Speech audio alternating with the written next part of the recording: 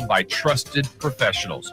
The winning results we got is more than we could have asked for, and you can do the same. So visit overheaddoorofsacramento.com today and check out their showroom as well. And when you do, mention me, Jason Ross, or Sacktown Sports, and find out about the $150 off a new garage door with the purchase of a garage door opener. Your dream door, just like us, is a click away. You can call them at 916-421-3747. Overhead Door Company of Sacramento, the genuine, the original overhead door. Always look for the red ribbon logo. When you're overwhelmed with tax debt, deciding what to do next is a true win or lose decision. You can lose your car, your paycheck, even your retirement savings, or you can choose someone to help you win this battle with the IRS. Now is the time to tackle your tax debt, but you don't have to do it alone. Meet Priority Tax Relief, veteran-owned, and the expert in tax debt resolution. Our priority is fighting for you. Our team has helped clients save millions and can reduce or even erase your tax debt. Call 800-406-1584 right now to talk to our winning team. Priority Tax Relief has a direct line to the IRS. That's right, a fast track to find out if you qualify for life-changing tax relief in just minutes. Priority Tax Relief fights to protect your money, has 5-star reviews on Google, and an A+ rating with the Better Business Bureau. Why wait? Call Priority Tax Relief for your free tax consultation. Call 800-406-1584. That's 800-406-1584. Let's make your taxes our priority. Stop your tax debt now. Call 800-406-1584. KHD1 Sacramento, KYMX HD3 Sacramento. From the Power Business Technology Toshiba Studios. Sacktown Sports, 1140. Feeding your passion for local sports in the afternoon. It's the Drive Guys with Kevin Gleason and Kyle Draper on your radio at 1140 a.m. Streaming audio at SacktownSports.com and the Sacktown Sports app. You can also watch the show on YouTube at Sacktown Sports 1140. Here are the Drive Guys with Kevin Gleason and Kyle Draper. Kyle Draper not with us today. The Anthony Davis of the show is doing some very worthwhile charity work. So you got Jay and Whitey today. Jay, I think a 3-1 road trip usually feels better than it does to me today. And I'm not trying to be negative, but what? A 3-1 trip's great. But right now, this time of year, are you serious? It doesn't matter if you're 3-1. You have to win games now. Whitey, are you starting this show negative? I'm saying it was a tough loss. Doug Christie said it himself last night. He said, this one is going to sting. That was a tough loss. He's the coach. He's supposed to say that. Well, he's right at this time of year because now you drop to 9th. All I'm saying is the talk of, hey, 3-1's a good trip. That doesn't matter right now. That's true in a vacuum, but right now, you're in the stretch run now. That was a tough loss. That was a bad loss. And I think we could agree on this. I didn't think the officiating was very good last night. That's about the only thing I agree with you right now, and I got nothing but love for you. But I can't believe, Mr. Gleason, you started this show off negative. I don't think it's negative. I think it's realistic. That was not a good loss, Jay. There's no good loss. That's a tough one. Well, no loss is a good loss. Right. Absolutely. What did I say that you disagree with? Because this the thing. If you in hindsight, before this stretch, if you say you go 3-1, you're accepting it. No questions asked. Absolutely no questions asked. If they go out last night and they get blown out, you're not even talking about that. Yeah, but it's what happened. You're talking theoreticals. Yeah, that's a tough loss. You had a chance to go 4-0. You had a lead in the fourth quarter. Yeah, I hear what you're saying. No loss is a good loss. I'm with that. But I do think if there is a loss that you can feel good about, the type of loss that they sustained last night is one of those. When you play, and this is the thing, if we're going to sit here and talk about Kings getting wins, we have listeners and we have fans who cry about Kings getting wins over depleted teams, then you better believe we're going to talk about Kings taking tough losses when they're lightweight depleted. People should give credit to that as well. Right. So if I'm not taking either, then the fact of the matter is a loss is a loss. But if we're talking in hindsight, 3-1 on a road trip right now, man, if you would have lost 2 of those games, we'd be talking about it. If they went 1-3, they'd be talking about it. Coach Christie's supposed to say that. He's supposed to say, hey, that's a tough loss. What is a coach supposed to do and come in and say at that standpoint? No, he didn't just say that's a tough loss. He said this one's really going to sting. And he's Same right. thing. I'm just paraphrasing it. He was, and it was when he looked at the box score and he was checking the free throw numbers. You probably saw it, Jay. I've never seen a coach do that. And that's not a criticism, by the way. He was talking about the game and he had his head down and he was very distraught over the way the game went, understandably. And he started looking at the free throw numbers and he stared at that, and he was quiet for about a full 10 seconds. Yeah, as we all should be. Yes. Now that's That was not atrocious. That's not disputing what you've said, but it does underscore how difficult that loss was for him.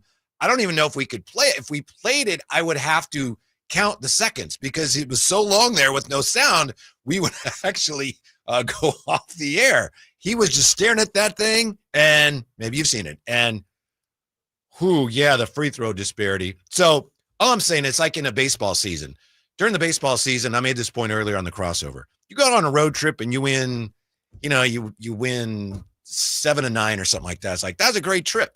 But when you get to the end of the year, it's more game by game. Sure, 3-1 in a vacuum, that's a good trip. But right now, that game mattered a great deal last night. They weren't able to pull it out. I'm not saying they choked. I'm not saying, they blew it. I'm saying, this time of year, when you're fighting for position, that's a tough loss right there. Yeah, I disagree. I think we're just going to fall on other sides of the fence today with that. I get it. I'm the type of person that plays for every single win. But there are wins on paper that you need to get. There are losses on paper that you need to get.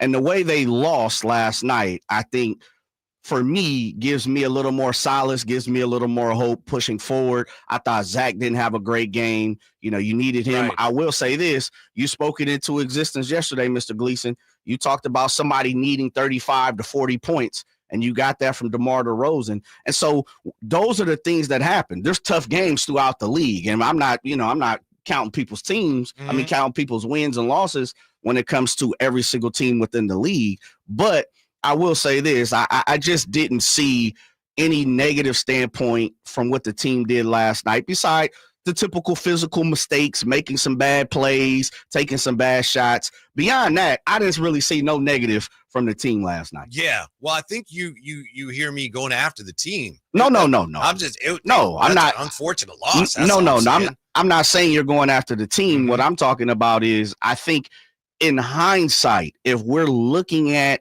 how we have chin checked this team every single game, road trips, what they've done, how, when you look back at the history, and the history could just be within the last 2 years, the last 3 years of this regime, minus Coach Brown and De'Aaron Fox and a few other players. These are the type of games the Kings go get blown out in. The games that they've beat Utah and the Charlottes and the certain games like that, Dallas against depleted teams, we've seen teams come into the G1C and smoke the Kings' boots off. Mm-hmm. And so if you're telling me we're going on a road trip, and I think if you sit down and talk to any coach, any player throughout the league, and say you got a 4-game road trip and you go 3-1, we can skip all that. I'll take it. Let's move on. Yeah, but that game last night was an important game. Every game is right throughout the season. Exactly. Every game, especially now. But Whitey, every game through the season is important. The one that happened in October is important. So why are we not crying about October 28th? Because the game was last night. Oh man, talk about the game that was last night. I don't see it. Yeah, DeMar DeRozan said the refs were terrible. Terrible as bleep. It's as simple as that. Let's see here. We got to do a better job of executing. There were multiple calls missed. Check the free throw difference. There was a bunch of times we got hit, got smacked. It was 3-4 shots I took. Clearly got hit, got smacked. They get the same call on the other end, throws off your whole rhythm, gives them momentum at home, makes it tough on us to execute. It was a game we should have had, says DeMar DeRozan, who says he can't wait to get back out on the floor, which would be tomorrow night. And guess who's coming to town? Yeah. De'Aaron Fox back in the Golden One Center. And he had some things to say about that, Jay. Yeah. I'm pretty sure we're going to talk about that. Now that I don't know where we'll fall on which side of the fence when it comes to that, but there were definitely some interesting things said in the press conference from De'Aaron Fox. That definitely the effort there last night, and they competed in. I think one thing I strongly agree with you on is, as you pointed out, look, they were without 2 of their best players last night, and I know Gordon didn't play for the Nuggets, and supposedly Jokic was a little hobbled. But the Kings were without their starting center and their starting point guard, and they almost won that game. That's good. Yeah. But all I'm saying is, man, right now you feel every loss. It's just the point of the season that we're in. And also it's because the Kings are actually playing for something. These are meaningful games to their credit. So that's all I'm saying. That was a tough one when it looked like it was one you're going to win. Yeah, I agree with that, but I'm not going to come out here. I think the way that it's being perceived by some Kings fans. Mhm. And like you look at it, here we go. 916 last night was same old, can't get over the hump Kings. Yeah, I can, again, history has told me that this is the same old team. But I'm taking a page out of your book, Whitey. We're talking about right now. Yeah. We're talking about at this very moment, currently. That's not the same old Kings. We don't even know. This team is so brand new. I don't even know what's going on with the Kings every single day. So it's not the same old Kings, but that's why I said it caught me by surprise. We're starting this negatively because I think that's what King fans start to buy into immediately. Mm-hmm. Instead of looking at the big picture. Yeah, you lost a game. So did other teams. Band to the Young says, I'm not mad at this loss as far as our effort, mad at it for other things, but I'm happy with 3-1. Right. Yeah, but you didn't get the help you were hoping to get last night. That's just the way it is. This time of year, those losses hurt, especially when the teams you're battling with, when they win. So, that's just where we are. What didn't they get any help with? Well, I'm talking about last night, the teams that won they needed some help last night. They didn't get it in terms of you got Minnesota. The Bucks beat the Mavericks last night. Now they didn't get the Minnesota Hornets and they didn't get the Clippers Pistons, but they got the Bucks Mavericks. Mm-hmm. Yeah. So you got a little help? Yeah. But the Timberwolves win. You're right about the Dallas Mavericks, but I'm assuming they're sinking like a rock. Anyway, I'm not even looking back anymore. I'm looking ahead. And then, like you said, the Clippers with 50 from James Harden, they got the win. Man. Yeah. This throwback James Harden. Yeah. It's tough to stop a star, and as much as sometimes we look at James Harden as like, he might have, maybe his play has slipped just a little bit. Great stars come back and showcase that, I could do it when I need it. Mm-hmm. When it needs to be done, I can take control. You're right about the Mavericks, but I don't know about you, Jay. Right now, I'm thinking the Kings are battling to get out of the 9 spot. So I'm not looking behind me. You're right. I mean, if you do have to make sure you stay ahead of them, but I'm looking ahead here. I'm still trying to get to 6 if possible. And that is a little tougher climb after last night. That's all. Yeah, I don't know. Like I said, I think I'm gonna be on the Draper side, I guess, today. I just don't agree with the negative connotation that. You don't think it was a bad loss? No, because first of all, let me make sure this is understood, because the one thing I don't want to be is misunderstood. Every single loss, I'm not in this for participation trophies, Whitey. Every single loss is a bad loss.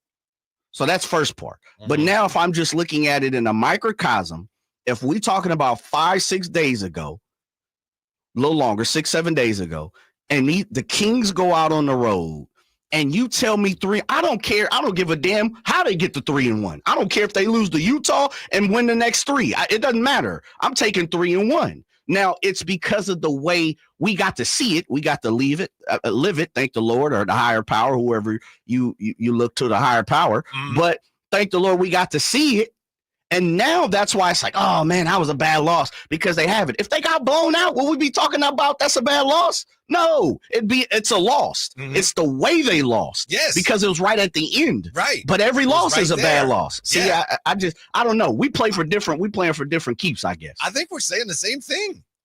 Anyway, the conversation continues here. 339-1140, 1-800-920-1140. Rancho Mai says 3-1 is great. It's how they lost. We agree they lost. Yeah, we agree that wins are better than losses Absolutely. right now. Conversation continues with the Drive Guys. It's Jay and White Day today, Sacktown Sports. T-Mobile home internet is all about speed, value. What you doing, Zach? I'm rehearsing. There are so many benefits. You got to talk fast. T-Mobile home internet ranks #1 in customer satisfaction for home wireless internet by J.D. Power. Wow, you are good. Try singing it. T-Mobile has price lock. They won't raise your rate on internet. Hulu and Paramount Plus on there. Get T-Mobile home internet all in for just $55 a month with auto pay and any postpaid voice line. Additional terms apply. For JD Power 2024 award information, visit jdpower.com/awards. With Progressive, it's easy to reach customer service with our app, website, chat, or by phone. Because when getting help is hard, it's not help at all. A little help. A little help over here. Thank you for calling Bench Press Assistance. What? Due to excessive gym volume, all available spotters are currently lifting heavy weights off the chests of other bench pressers. Seriously? Please continue to hold, and we will remove the barbell from your chest in the order in which your cry for help was received. Getting assistance should be easy. With Progressive, it is.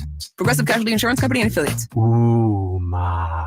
What was that? That is business phone bliss with the Ooma Cloud phone system. It handles all our voice, video, and messaging needs. You sound very calm. I am. Ooma has everything I need to run my business more efficiently, like virtual receptionist, call routing, and video conferencing. And it starts at just $19.95 per month per user, plus taxes and fees. Ooma. Nice. Find your business comm at ooma.com/radio.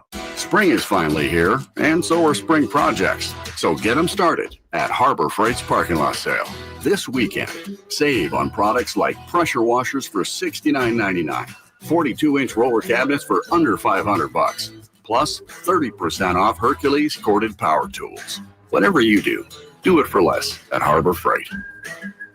Valid until 3/9/25 while supplies last. Limitations apply, so spring in before it's over.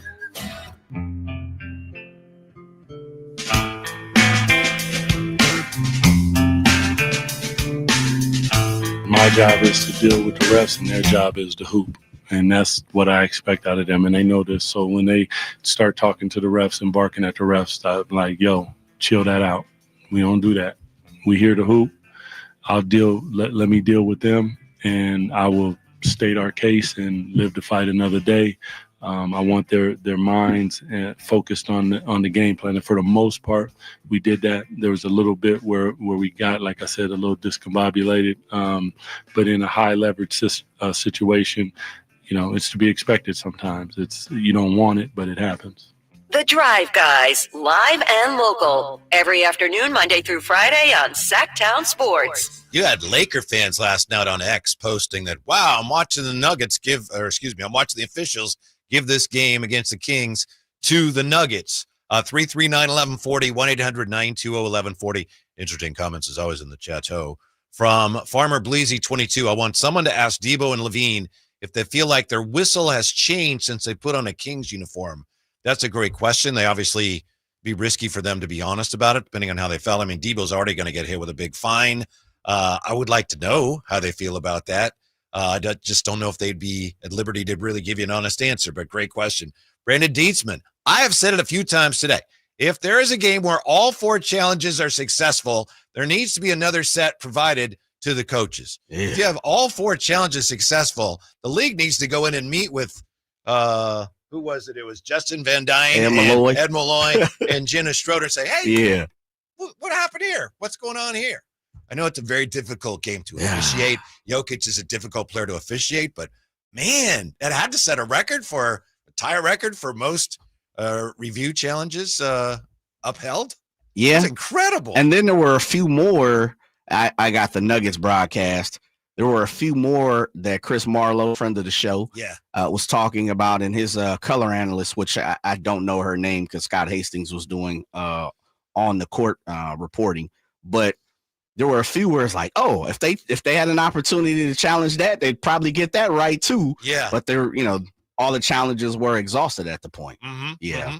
The one that got me that wasn't called was LaRavia, was his second quarter when he goes to Jonas, and Jonas gives it to him back to a little give and go, and he goes up at the baseline and lays it up, and Michael Porter just lays into his back. Yeah. And that's a play like if we're playing on the playground, we're going to have words. That's serious. Yeah. Yeah. Because it was almost at border on being an undercut, and they didn't call it. I know. Weren't there a few plays where it's like, that's blatant? Yeah. There were a couple that were just I think that was Trey Lyles got the charge on the Westbrook coming down on the left hand layup late in the fourth quarter. It was plain to see, and you could see Westbrook tried to go around him. Feet might have been over the line, Jay. I think that's what Katie. You think so? I think that's what our Kings announcers were saying. Oh, well, see, I didn't get it. Maybe the Nuggets, they didn't show me that. So I missed it, but it didn't look like he was. It looked like he was way above the line. So I'm glad you said that because I was going to cry about that, but I had no clue because Nuggets they were just celebrating the fact that he made a layup. Yeah, and we have at least one gentleman here that listens and officiates and occasionally will message us about the inconsistencies or what's so maddening.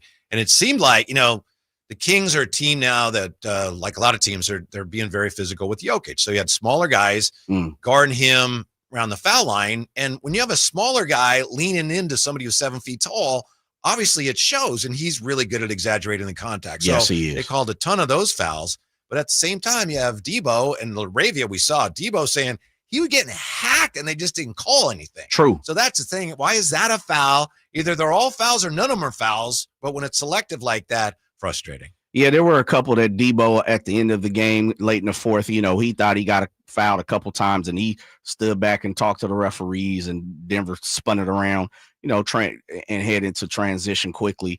I really thought for the first time in a long time for me, I really thought the officials were horrific. I was like, this is a bad officiated game. Ed Malloy, I think, is a really good official. Now, I know when he does Kings games, they don't do well. So a lot of Kings fans are not fans of his, but I believe he's a very good official. But he wasn't last night. He was horrific. Mm-hmm. Him and his crew were horrific. They were terrible. It said I can't really remember, and I know it's asinine in the fact that like, oh man, officials have bad games all the time, but I thought last night was a shining example of we need to get this figured out a little bit better. Mm-hmm.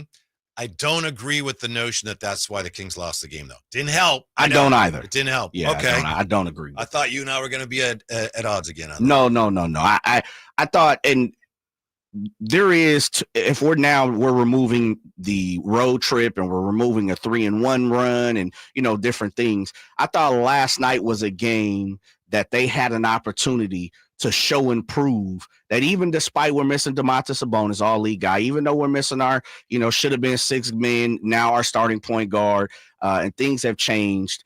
I can't agree that there was an opportunity for the Kings to make a statement. Like, hey, you know what?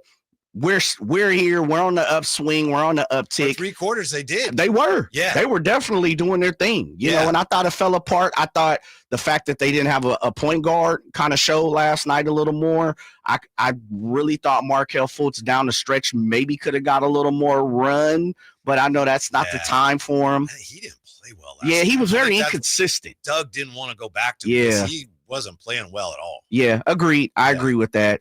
The two things. Let me say this for me, Whitey, and I know we'll further continue to talk about this throughout our 4 hours here, or 3 hours and 45 minutes, I should say, because we got a UC Davis game. The two things that stood out to me is, and this is something I do want to have a conversation with, how many damn 3-point foul shots are the Kings going to foul on? Thank you. It's getting out of hand. Thank you. 3-in-1 game? Yeah. That was to Jamal Murray alone. Jamal Murray was 9 for 9. He was struggling. Yeah, he wasn't shooting well, but the Kings sent him to line, or the officials did, 15 times. But yes, he was 9 for 9 on free throws that came after he got fouled on threes. Now there was the one where Keon got his hand up there and the high five or whatever. They didn't have time. They couldn't challenge it, but it looked like that might not have been a foul. The other one I don't remember, but the second quarter going into the half, that was terrible. Horrific. Yeah, because he'd already released the shot and it wasn't going in, and that's when Jonas bowled into it. Yeah, that was dreadful. I feel like, and where's my analytic guys? I keep saying I'm gonna look this up. I haven't because look, I'm not an analytics guy, and I got a life. I have time to be diving into VORP and all of that, but. Someone needs to look up, and maybe Kyle's done it behind me. Someone needs to look up who leads the league in attempted 3-point fouls, because the Kings got to be in the top 5, or at least I feel like it. It sure feels like it, and if they're not, then it's when they do it that's so egregious. Yeah, that might be right. Yeah, that's I'm with you. I mean, you go back to De'Aaron on Jaden Ivey. We'll never forget that one. But you're right. Yeah, the one at the end of the first half it's one of those where. I call it a Harry high school play. Yes. And you can see as soon as Jonas does it, he puts his head down like, I shouldn't have done that. Right. Oh my God. Come on, man. You have a chance here to pull off this road win, and then you let him off the hook just a little bit here and a little bit there, and it all came back to bite him. Yeah, so the Wiley veteran. Very frustrating. Yeah, the Wiley veteran, you got to be better. The Jamal Murray situation, he had 9 points outside of all his free throw shots. He was 4 for 10, right? It's like 2 for 6 from the 3-point line. He didn't play well at all. It kills me. And another thing that really stuck with me, Whitey, last night was the Kings have to do a better job at the end of the game. And I know Zach LaVine bailed him out with a couple of tough, buckets. Debo had a few tough buckets. They have to get better at the end of the game when it comes to movement on the offensive side for me, and also execution. It's just too much one-on-one. Absolutely. It's too much one-on-one. Yeah. I don't know if you heard LaRavia had some very interesting things to say about that after the game. Yeah. There's a lot of time Fourth we could spend quarter. on that. Yeah. But Jake LaRavia said just that. He said we got stagnant. He said that we went away from some things that we'd had success with early. And he said this is Jake LaRavia with some very interesting things to say about the Kings offensive slowdown late in the game. Yeah, I think it just got stagnant a little bit, like you said. Wasn't really flowing like it was the first 3 quarters, and then had to shoot some like late shot clock shots. Had some turnovers there late that didn't really help. We just kind of went away from what was working for us the first 3 quarters. We fought hard, we played hard. Thought we guarded Jokic as best as we could. We were physical throughout the whole game. Credit to them. They hit some shots. A lot of the guys that we were playing off of a little bit, trying to help on Jokic. But we'll learn from it. We'll get better and we'll move on. Jake LaRavia, who also said we didn't run some plays properly, and then he said, "That's on me. I don't know the plays." And I'm not going after him here. I just thought it was interesting. Yeah. Because if he doesn't know the plays, you could understand that. Well, then who does? You know, those are all new. Right. And maybe he just said that and he realized, wow, I just kind of threw somebody under the bus, so I better take the blame myself. But he did say, we ran some things at the end that we didn't run right. And he said, I don't know where I'm supposed to be on those plays. Yeah. But you're right. Yeah. End of game, a big game.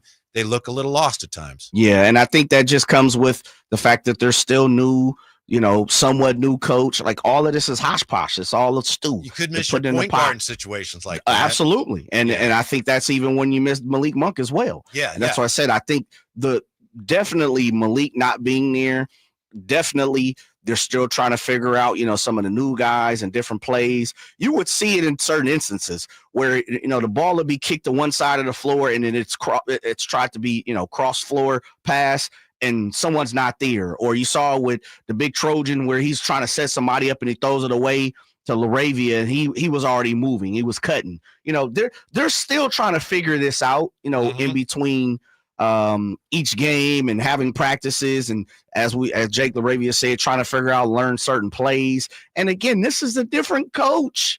So he's implementing different stuff already. It's just it's a stew of things, man. It's a gumbo. Yeah, it is. Got to get your roux right. Hungry. Yes. Tough loss. Good signs. So are the Kings right now, are they in a good place? 339-1140, 1-800-920-1140. It's a drive, guys. Jay and Whitey today on Sacktown Sports. Sacramento's premier country music festival, Country in the Park, is coming back May 16th and 17th at Cal Expo with Bailey Zimmerman, Billy Currington, Nate Smith, and more. You'll enjoy food trucks, rock walls, and a mechanical bull, line dancing, and more. Single-day GA tickets start at $52 at CITPFest.com. Country in the Park, May 16th and 17th with Save Mart and McKee Brothers Plumbing and Rooter Incorporated. Find out more at CITPFest.com. This is the story of the one. As a quality technician in a food processing center, she knows that making the right call is the best way to avoid a recall. That's why she trusts Grainger's world-class supply chain to deliver the high-quality supplies she needs to help keep her production line, her equipment, and her customers happy and healthy.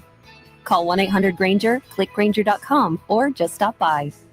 Grainger, for the ones who get it done.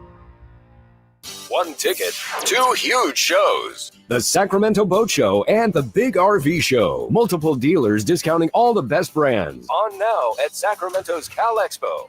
Find discounts at twohugeshows.com. And now a brief history of the garage door. Garage doors could date back to 450 BC when chariots were stored in gatehouses. Here in the States, they became a thing around the start of the 20th century. You could find a float-over door in a catalog way back in 1906. National Garage Door has been around since 1974. They're family-owned and operated, so you can trust them to solve any garage door issues you may have. Squeaky door, malfunctioning door, or a need for a new door, which is what prompted us to give them a call, 916-638-4554. At National Garage Door Services, their number one priority. I've witnessed that commitment in my own home, certainly in our garage. National Garage Door sells quality Rainer-branded garage doors. They are the nation's BSE broken spring experts. So if you have a garage door that looks and sounds like it dates back to 450 BC, National Garage Door can help, whether it's a garage door tune-up, repair, or replacement you need. They'll take care of you at National Garage Door, 916-638-4554. That's 916-638-4554. National Garage Door. High voltage live boxing action returns to the venue on March 8th as Uppercut Promotions presents Thunder Showdown 2. With 8 big fights, it's a night of great boxing action you won't want to miss. Thunder Showdown 2, coming March 8th to the venue at Thunder Valley Casino Resorts. Fight card subject to change. Coach Doug Christie here for your truck headquarters, reminding you that every deal at Folsom Lake Ford is a slam dunk. Shop all your favorite models on sale now, including America's best-selling truck for over 47 years, Ford F-Series, plus a huge selection of Broncos, Bronco Sports, and all of Ford's award-winning SUVs at FolsomLakeFord.com. Listen, I know a great play when I see one, and if you want to save on a new Ford, you gotta drive the lane straight to Folsom Lake Ford in the Folsom Auto Mall. Right now, buy any new Ford with 0 down on approval of credit. Save big with low interest financing, and Folsom Lake Ford always pays top dollar for your trade. So hurry to Folsom Lake Ford, a 6-time Triple Crown winner for sales and service excellence. That's why they're my trusted dealer, and they should be yours too. Tell them Coach Doug Christie sent you, or shop them online at FolsomLakeFord.com.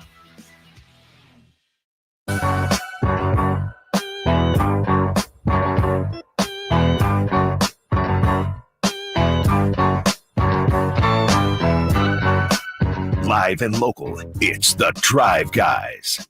Watch the show on youtube.com/SacktownSports1140. Or listen on the Sacktown Sports app. Yeah, the Kings just completed a 3-1 road trip, but that one may leave a mark. So it's a Drive Guys, Jay and Whitey today. Drape's back with us tomorrow from the arena. We'll get back to that conversation in just a minute, Jay. First, I'm dying to know what you think of this. You being a baseball guy, one of the things I follow on X is baseball's greatest moments.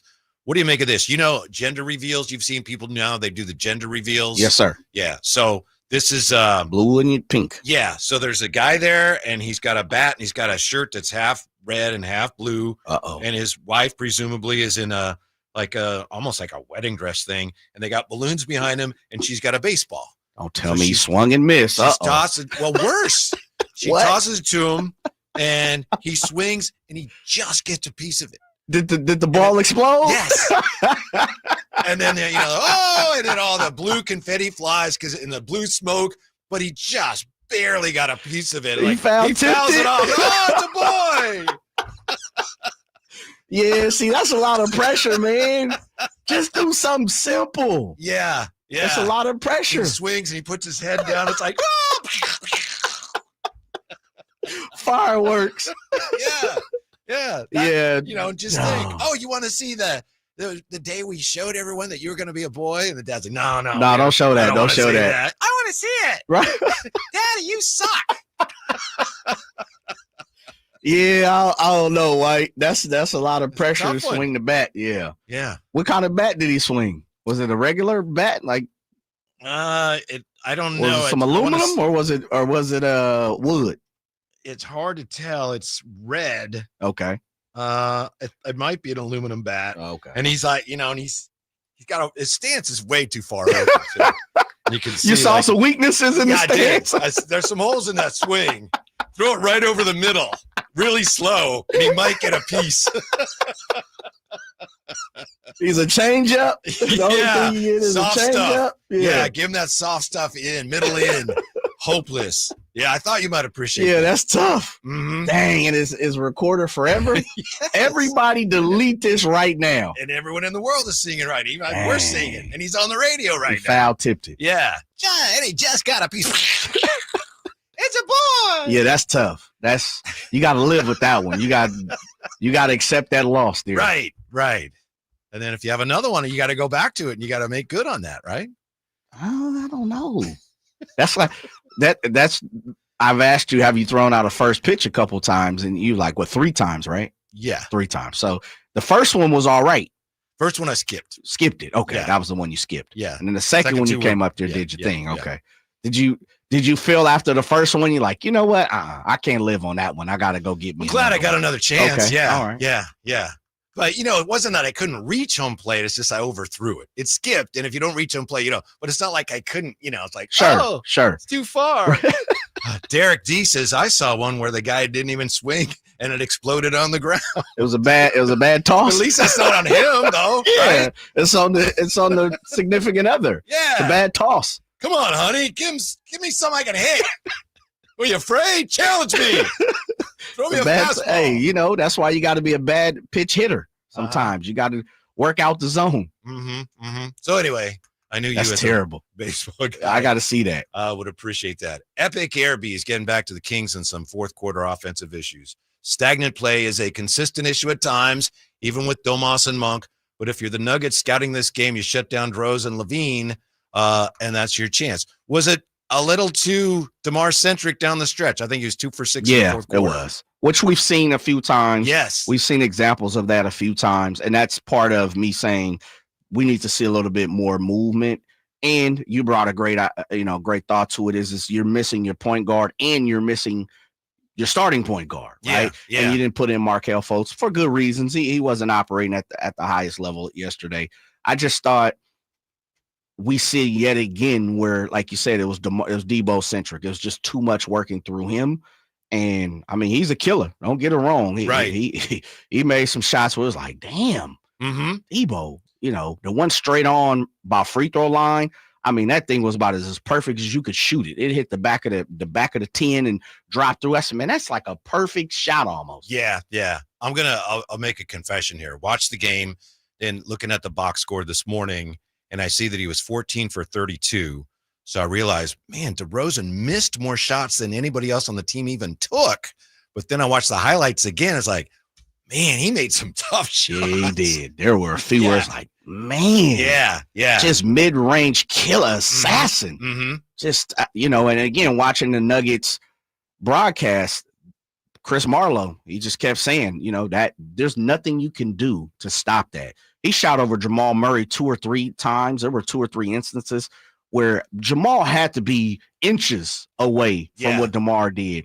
DeMar had a cold 3-pointer where I was like, oh, man, I think Jamal Murray had just hit one on one side, and then he came back and just cashed it. I said, oh, my goodness. Yeah. That's at high level basket, clutch baskets right there. Yeah, we've seen that from DeMar a long time. We've seen it up close here since he's been here, of course. When he does that down the stretch, it's because he really loves the matchup and knows he can get the shot off.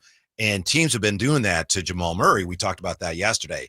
Teams attack him down the stretch. The thing is, if things are getting stagnant down the stretch and you're the coach, what do? Well, you want to run something. Apparently they did try to run something last night, but Jake LaRavia says, we don't all know the plays. So it's tough. There were a couple things at the end, too, though. I thought Jake passed up a few shots that he should have put up. The swing was right. It looked proper. You gotta believe in yourself. And I don't know if it's not the fact that he just didn't want to take the shot, or again, 2 or 3 times these guys are kind of looking around like, oh, that's really not my shot to take. Let me pass it to, one of the 1A guys. And they had a few turnovers where it's like, oh, come on now, fella, just take the shot. Stop being over passive. Just be aggressive. Yeah. The other thing too for me was I thought they did a fantastic job on Jokic. I thought they did a fantastic job on him, and I thought they did a terrible job on Westbrook. I did too. Yeah, vice versa. And this is the other thing. Anytime you see Russell Westbrook, which matched his season high last night, he had 4 threes. It just wasn't in the cards for you. Yeah. Like Russell Westbrook hitting threes, and I like Westbrook. I'm a Westbrook guy. Debo wasn't getting out. That's true. There was one at the kind of right where Coach Christie was on the angle, kind of top of the elbow type 3, and he hit that one too. And I was like, oh yeah, if Westbrook is hitting threes, this might not be our night. Yeah, Jimmy Stinnett, maybe you saw this, Jay, asking you in the chat too. Nuggets broadcast was brutal, Jay. Yeah, they were. They were not the show. Yeah, and you know what? I hate to be like this, and I don't know who said that. Jimmy Stinnett. Yeah. It's not so much Chris Marlowe. It was his color analyst that I just was like, I don't know. Where's Scott at? Give me Scott Hastings. And again, it looked like they flip-flopped, and I can't remember the young lady's name. I apologize. I should look that up. I believe it started with, it was Kara or Kyra, something like that. And she might be their sideline reporter. And maybe Katie Wingy? I think that might be her. Okay. I think that might be her. Yeah. Okay. Her and Scott, who's the normal color analyst, Scott Hastings, friend of the show, flip-flopped, and Scott was doing more. Okay, yeah, because I saw sideline that last reporter. night. Yeah. They did a piece on a young man from Korea who was a huge Russell Westbrook fan. Who I don't know if you saw at the end of the game. Jersey, he got the jersey. Yeah, so he had flew over from Korea. So they talked about that. But every single time Marlo would go to Scott on the sideline, or they would bring Scott in, there were great points to be made. And you could tell he's been doing it for a long time. I wasn't a fan of it, but hey, it is what it is. You got to watch basketball the way YouTube TV or Sling gives it to me. Mm-hmm. Or you got to move. Yeah, or that too, which I did, and I still get Bay Area stuff. That's weird. Yeah, I think it's just got, again, I think it has something to do with the zip coding and, the account. And I'm not telling my wife to go in there and do all of that. Oh, good for you. Yeah, I mean, we got lives. I got other things to take care of. You don't have to tell her, but leave her a note or something. And I get yelled at like you did last week. And then I have to say something back. No, I'm playing. No, it's just one of them things. Look, I just wind up getting the NBA League Pass app for a different movement. Yeah, I might have told you. Nobody cares, I know, but all of a sudden I can't watch. I've had Warrior games from when I was doing Warrior stuff, and I still have the League Pass. And now all of a sudden, as of last week, I can't watch the games. Like, this game's on in your area. No, it's blacked out. Yeah, no, it's not. What's wrong with you? Yeah. Jake LaRavia playing well last night in the first half, and Jonas Valanciunas continues to play really well. Yeah. Both ends, Jay. Yeah, JV is doing his thing. He is he's a monster out there. He's got a soft touch. Mm-hmm. Last time I got to see him before he came here, he was on the Wizards, and he was wheeling and dealing. Couple jump hooks.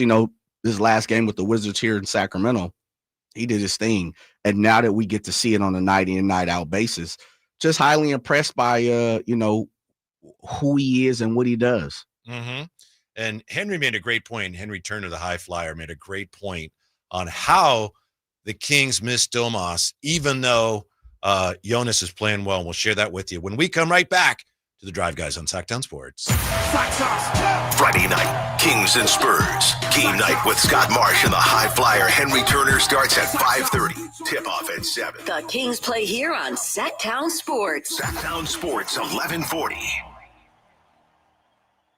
Hey, it's Carmichael Dave for my good friends at American Energy. It's cold, and American Energy wants you to stay warm and make sure your system's operating safely. Here's the deal. A $49 tune-up inspection, which is regularly $119. That's a full safety and duct inspection. But guess what? If your system's over 10 years old, the tune-up is on them. That's right. It's free. Give them a call right now. $50 off your first recommended repair. And if you need a new furnace, half off the price of a new unit. Oh, by the way, breaking news, they're hiring right now. Here's the deal. They'll train you. Full benefits, generous incentive-based pay. Just call today for more details at 916-520-9990. That's 916-520-9990. Not only great deals from American Energy, but possibly a new career for you. Check them out at theaeway.com for an instant quote and tell them Carmichael Dave sent you. Call 916-520-9990 now. Hi. I'm Justin Gingery from the law firm of Gingery, Hammer & Associates. When you have been injured by the fault of another, you will want advice you can trust. If you know an attorney you can trust, I hope you call that person. But if you don't, please call me. I promise I will be the attorney you can trust, along with my entire team. I have been helping accident survivors recover compensation for their injuries for 25 years, and we can help you. There is no charge for calling. If you have an injury, just call Gingery. Okay, I have to tell you. I was just looking on eBay where I go for all kinds of things I love, and there it was. That hologram trading card. One of the rarest. The last one I needed for my set. Shiny like the... designer handbag of my dreams. One of a kind. eBay had it, and now everyone's asking, ooh, where'd you get your... windshield wipers. eBay has all the parts that fit my car. No more annoying. Just beautiful. Whatever you love, find it on eBay. eBay. Things people love. This is the story of the one. As a quality technician in a food processing center, she knows that making the right call is the best way to avoid a recall. That's why she trusts Grainger's world-class supply chain to deliver the high-quality supplies she needs to help keep her production line, her equipment, and her customers happy and healthy. Call 1-800-GRANGER, click Grainger.com, or just stop by. Grainger, for the ones who get it done. Big savings are back at Folsom Lake Honda, your one-stop Honda shop. New Hondas are piling up, and that means big savings for you. Looking to own or lease? During the spring sales event, drive a brand new Accord or Civic. Visit us today at FolsomLakeHonda.com, your one-stop Honda shop. As a family-owned and operated dealership since 2009, customer service is our #1 priority. Our customers love doing business with us, and you will too. Folsom Lake Honda, yeah, your one-stop Honda shop. Only one radio program captures the excitement of hunting and fishing as it happens. The award-winning California Sportsman with Sep Hendrickson. Only California Sportsman takes you where the action is, live on the water, live in the blind, and live with the top pros and experts in outdoor sports. California Sportsman with Fishing Hall of Famer Sep Hendrickson is your premier destination for all things outdoors. Sep's Saturday Morning Outdoors. Ultimate Bass and California Sportsman, 5 a.m. to 8 a.m. Saturdays on Sacktown Sports 1140. When you're overwhelmed with tax debt, deciding what to do next is a true win or lose decision. You can lose your car, your paycheck, even your retirement savings, or you can choose someone to help you win this battle with the IRS. Now is the time to tackle your tax debt, but you don't have to do it alone. Meet Priority Tax Relief, veteran-owned and the expert in tax debt resolution. Our priority is fighting for you. Our team has helped clients save millions and can reduce or even erase your tax debt. Call 800-406-1584 right now to talk to our winning team. Priority Tax Relief has a direct line to the IRS. That's right, a fast track to find out if you qualify for life-changing tax relief in just minutes. Priority Tax Relief fights to protect your money, has 5-star reviews on Google and an A+ rating with the Better Business Bureau. Why wait? Call Priority Tax Relief for your free tax consultation. Call 800-406-1584. That's 800-406-1584. Let's make your taxes our priority. Stop your tax debt now. Call 800-406-1584. Tom's Watch Bar has the best happy hour in Sacramento, starting with $5 specials all day, every day, plus select $7 appetizers and $12 entrees, with 360-degree viewing and game day vibes that match being at the game. Tom's Watch Bar is the ultimate game day experience for sports fans. Hello, Sacramento. I'm Emran Plati, owner of True Sports Cards and Collectible Store here in Rockland, California, and the host of the True Sports Cards Show that airs right here on Sacktown Sports 1140 every Saturday from 10 to 11 a.m., where we discuss the latest trends, hottest products, and deliver exclusive interviews with other industry leaders. And don't forget to visit our shop, True Sports Cards, at 6661 Stanford Ranch Road in Rockland, and see what we have for all your sports card and memorabilia needs.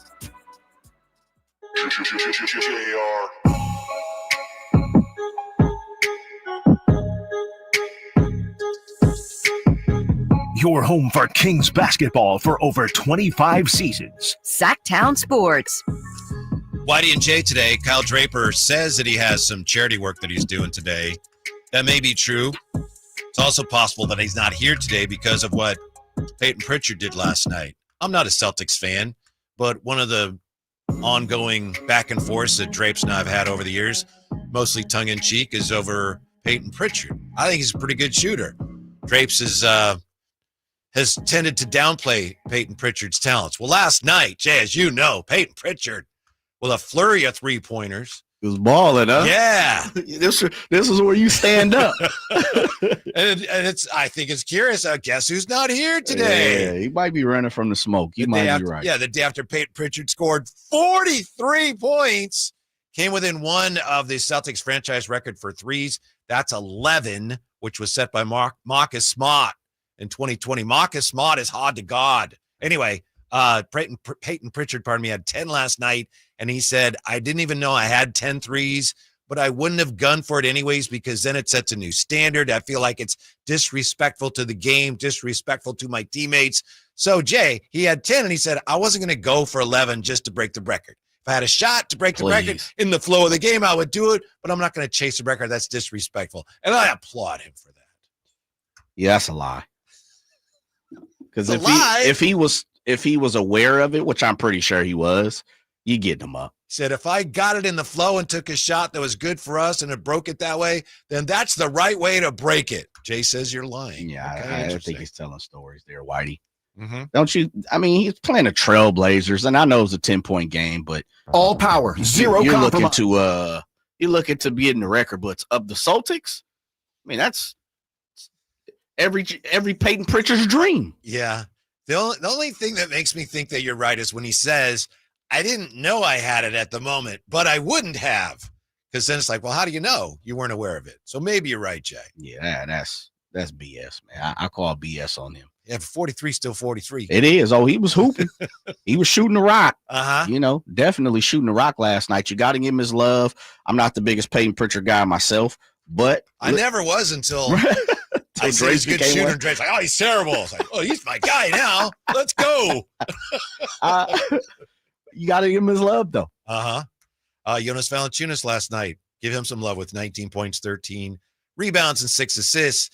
Henry Turner, the high flyer, last time he was in here right before their show started, he was saying, I'm sure he said this on the air, the problem with Domas being out now is, when you have Domas and then Valanciunas is a starting center in this league. He's good enough to be a starting center.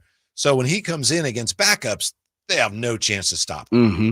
So now he's playing well, but then when he's off the floor, nothing against Trey Lyles, but you don't have the same advantage over the other team's second unit center. Yeah, agreed. Last night was the first time I thought about with Domas being available. That was a great night to be a king size combo. Like I thought last night you could have implemented the king size combo at spurts, especially when Joker goes out and you take full advantage of that small lineup that they're running around, especially with Peyton Watson kind of being back for, that was his first game in 8 games. And so I thought there was an opportunity if Domas was healthy to go king size combo, but that's a great point. You bring in JV to back up Domas and prey on the weaknesses of other teams. Yeah, absolutely. Whereas last night in those non-Jokic minutes in the third or the fourth quarter, my goodness, the Kings got killed. That's not supposed to happen. That was unfortunate. Yeah. I honestly think they wore down too. End of a trip, elevation. I know, but I think that was a factor last night. Well, if Drapes was a mile high in the Mile High City, then what did you expect the players to be? Mm-hmm. Yeah, and sometimes you got your eyes on the prize. You're looking to come home, get a little comfortable, rock with your family type situation. I just don't know where the game technically, we know by eye where it was lost, but I don't know where the rope started to go. And the team was like, all right, we got to turn this around right now. That'd be super interesting to know. And we know it was in the fourth quarter, but at what instance did they all kind of look around and say, all right, look, wait a minute, we're drowning a little bit. Yeah. Denver has arguably the biggest home court advantage in the NBA. I know you have fans and things that are a factor, but that altitude has a huge advantage for them. And in the NBA, that the home team, when they're behind, they're going to make a run. Sure. And that's why, it's like, Kings are hanging on. But if you've watched the NBA for very long, that Denver's going to come at them at some point. Oh, no doubt. Especially. And they knew it too. Oh, of course. Yeah. Jokic is going to make a few different plays. Russ got on a little run. Jamal Murray's good for 2 or 3, 4 shots down at the end. They were right there. Still missing Domas and Malik Monk. Mm-hmm. It's a tough loss in the fact that it was a loss. I feel a little bit better how they came out. They played. I thought they saw the importance of the game. No doubt, Coach Christie talked about it. We didn't really hear from too many players last night, but you saw the way they came out, like we're coming, we're going to get this. I think 42-point first quarter. Yeah, in other past, like the Kings have laid down. They wouldn't even been in the game. They wouldn't even had 2 or 3 runs, especially. And I know we've heard players say this, we've heard media say this, that the toughest home game is coming back off a long road trip. It wasn't like they were on a 10-game road trip or nothing. I just think there was an opportunity to grasp the game. They didn't. And that's where, if we're looking at last night, it's like, damn, it would have looked good one more. Mm-hmm. And it would have looked good because it would have gave fans a little more, I guess, what am I looking for? A little more hope. A little more hope that this thing that is this working. Team is starting to turn around a little more. Yeah. Where you're going to have some people like, they beat some terrible teams. They beat Dallas. Kyrie got hurt. The air went out the building. Oh, show me you couldn't beat Denver. And I thought that was the only thing that was lost last night, was the hope of, oh, wait, this team is really clicking on all cylinders. 339-1140, 1-800-920-1140. Russ joins us on Sacktown Sports. Hey, Russ, thanks for hanging. What can we do for you? Yeah, I just want to talk about last night. I think during the running time, during the latter parts of the fourth quarter. I think they could have just went with Valanciunas, kind of exposed the defense, especially with Jokic in there too as well, playing bully ball, and then just have him isolated in the middle with all the shooters spread out. I mean, they had that going for them in the first half. I don't know why they went away from it, but I think that would have kind of solidified a win for them had they gone to that. Thanks, Russ. It's not fourth grade basketball. You just throw it to the big guy all the time, Jay. I will say, Jake LaRavia said they went away from some of the things that were working for them, but Russ, I think that might be a little oversimplification. Maybe you could have gone down to, they do go away from Domas in the fourth quarter. Yeah, they do. They had issues. I think it more, like Jay said earlier, I think it had more to do with a lack of player movement and ball movement than it did with not getting the ball into Domas. Yeah, and it's happened readily for this team in the last couple of weeks, 2-3 weeks. And that's why I'm with you, Whitey. I just truly believe they have to figure out closing out the end of games a little bit better. Mm-hmm. And, of course, Malik's not there. They don't really play through Domas at the end of games, and you just mentioned that. I just think they need to get a better movement and not all the time depend on DeMar one-on-one. Mm-hmm. And the other thing, too, Whitey, is it's – when teams know that, they start to push DeMar out a little further from the basket, and you saw that a little more at the end of the fourth quarter. DeMar was catching it a little closer to the three-point line, outside of the three-point line a few times. You got to figure out a way to get DeMar posted on the block into a spot and get the ball to him, and that comes with point guard and movement. Yeah, and as you said, when you're running ISO stuff so much, then the other players, they're not supposed to be moving a lot because it's ISO. I don't want to run and set a screen or something, then bring another defender to them. So by definition, it's going to get stagnant, but they rely on that too much. Yeah, they do. That's that 4 thumbs down. That's what you do. It's actually 4 fingers down, but they had every opportunity to win the game last night. The rope slipped out the hand at the end. I feel encouraged in the way they lost because of who they lost to. And the determination they showed. And it wasn't one of those, what happened to them? It's like, oh, they lost, but it's not like, where was the fight? What happened? Yeah. And I think the team, you listen to the team for people we did hear from, they were right in it. They felt like they could have won the game, compared to like, oh, woe was me, and we could have been better. You didn't hear that type of talk after the game. You heard, we need to win. That's a winnable game for us. The officials took it away, but we have to be better. Jake LaRavia said the same thing. Fourth quarter, we got away from some things that we need to do. Let's take care of business. And that's why I say it's not a negative loss, even though it's a loss. As Coach Christie said, this one will hurt, but how much? That's next with the Drive Guys on Sacktown Sports. If you love golf but don't want to play the same 18 holes over and over, at Timber Creek and Sierra Pines, you get 27 holes of variety, so every round feels fresh. And with a Premier Club membership, you'll enjoy unlimited golf with a cart, unlimited range use, exclusive discounts, and 2 complimentary guest passes to share the experience. With pristine conditions, a scenic layout, and an award-winning reputation, Timber Creek and Sierra Pines is Sacramento's #1 rated golf destination. Stop waiting. Become a Premier Club member today at timbercreekgc.com. Online, easy way to get life insurance in 10 minutes. Ethos has rates that you can afford, like a $500,000 policy for a 40-year-old male starting at $1 a day or $30 a month with a few health questions and no medical exam. Get your free quote right now at checkethos.com. That's checkethos.com. Not available in all states. Rates do vary. Sacktown Sports is bringing you the biggest live events in town. Whether you're rocking out or dancing the night away, check out the Sacktown Sports live events calendar. Crank it up with Steel Panther at Ace of Spades on March 15th. Then catch rising country star Alexandra Kay the next night, March 16th, also at Ace of Spades. On March 22nd, experience the magic of the Ronstadt Review featuring Jacinia at the Crest Theater. Then get ready for an epic night. Papa Roach and Rise Against take over Golden One Center March 29th, while comedy legends Jay Leno and Arsenio Hall bring the laughs to Hard Rock Live Sacramento on that same night. And for country fans, Lee Brice and Walker Hayes hit Ironstone Amphitheater on June 21st, and Parker McCullum takes the stage August 16th at the Ironstone Amphitheater up in Murphys, California. Don't miss out. Find more info and score your chance to win tickets at SacktownSports.com. The Sacktown Sports Live Events Calendar. Your ticket to the best seat in the house. Golf to Go is brought to you by the Hagen Oaks Golf Super Shop. Here's Frank LaRosa. With so many newsletters, blogs, podcasts, and such about the game of golf, I appreciate the listen here at Golf to Go.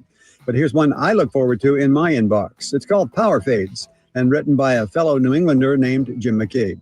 He covered the game for the Boston Globe for 23 years, going on to cover the PGA Tour for Golf Week magazine, followed by a position with the PGA Tour as Senior Manager of Communications. Since 2021, he has self-published his digital golf newsletter called Power Fades. McCabe says he has a passion for playing golf that is surpassed only by his passion for writing about people who have a passion for playing golf. I open his newsletter with a smile on my face, knowing I'll encounter another's highs and sometimes lows, as McCabe writes with great sentiment about regular people's regular lives and their place in the game.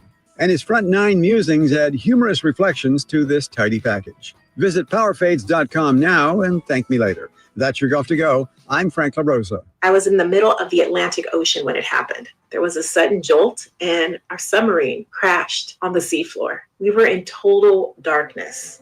That's Dr. Dejana Figueroa, a marine biologist and STEM teacher, talking about a deep sea dive she'll never forget. It's funny, when I was a kid, I was afraid of the ocean, and there I was, 2 miles below the surface. But as a scientist, you prepare for that. Using our training and a little creativity, we fixed the sub and finished our experiments. The dive was just too important. Every dive gives us glimpses at things few people ever get to see. Glowing creatures, fiery undersea volcanoes. When we got back to the surface, I kissed the ground and called my mom, of course. But you know what? I wouldn't trade that dive for anything. Dr. Figueroa uses her passion for STEM to discover new things and make the world a better place. She can STEM, so can you. Check out She Can STEM for more stories and inspiration. A message from the Ad Council. KHTK HD1 Sacramento, KYMX HD3 Sacramento. From the Power Business Technology Toshiba Studios, Sacktown Sports 1140.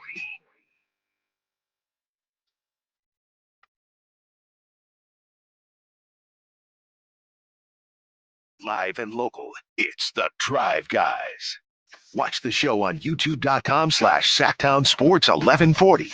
Or listen on the Sacktown Sports app. 3-1's a great trip, right? Well, it doesn't feel great today if you're a Kings fan because the Kings nearly pulled off the perfect 4-0 trip. Big lead last night early. They outscored Denver 42-29 in that first quarter. Then they held on, took that 9-point lead into the final stanza. And then Denver came on strong, ends up winning 116-110. So it's a game that it looked like you could win, and it slipped away, and that left Doug Christie after the game saying, yeah, this one's going to sting a little bit. Stuck to the game plan. At halftime, I told them, things are going to change. And, in the second half, 4 for 15. And free throw discrepancy. I thought the guys attacked the rim. They played a solid game. You got to give them credit too. Really good team. Last game of a road trip, the fight that the guys showed, especially with 2 of our starters down, I thought was super big time. There's a couple times where you normally call things, but we had lineups that they hadn't jived, so that got us a little discombobulated. But for the most part, you don't want to lose. You don't, especially as competitive as this one's gonna hurt. It's gonna hurt, but this is our league, and you got to deal with it. But proud of our guys as far as game plan, discipline, aggressiveness, physicality.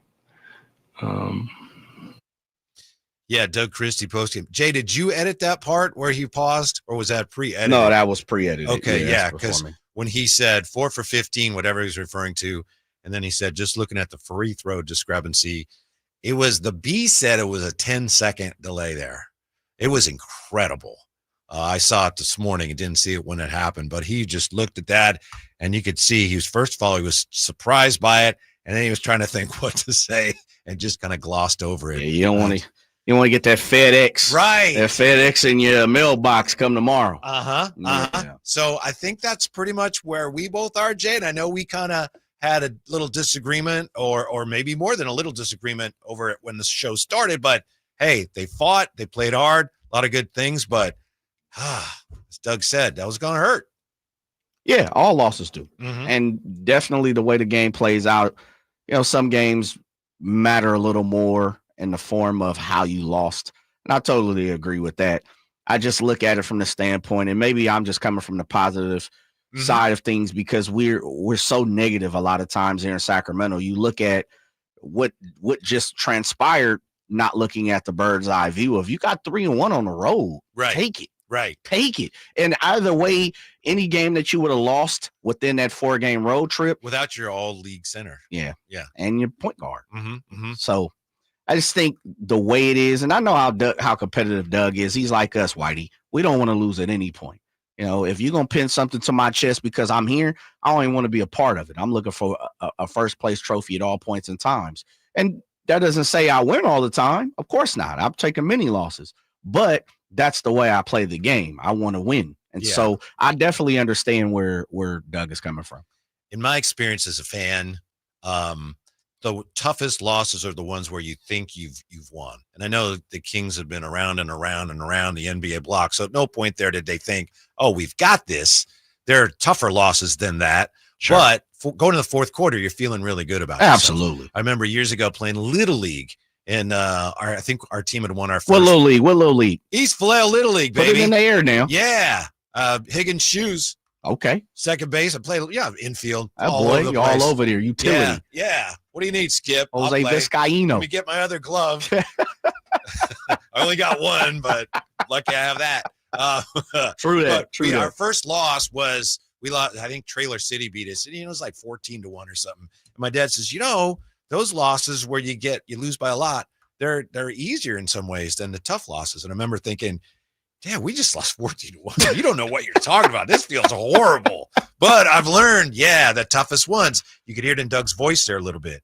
Yes. The ones where you're that close to 4-0 and it slips away. Yeah.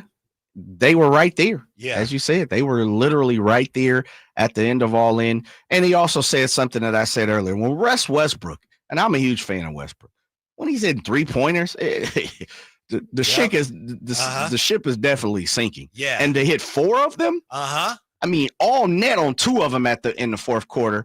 It blew my mind. I said, oh no, come on now. Westbrook hitting threes? Yeah. This ain't for us. He punished the Kings last night. There's a couple times he put his head down. It's like, straight to the cup. To the rack. You ain't gonna stop me. So how much is that gonna hurt? Doug says it's gonna hurt.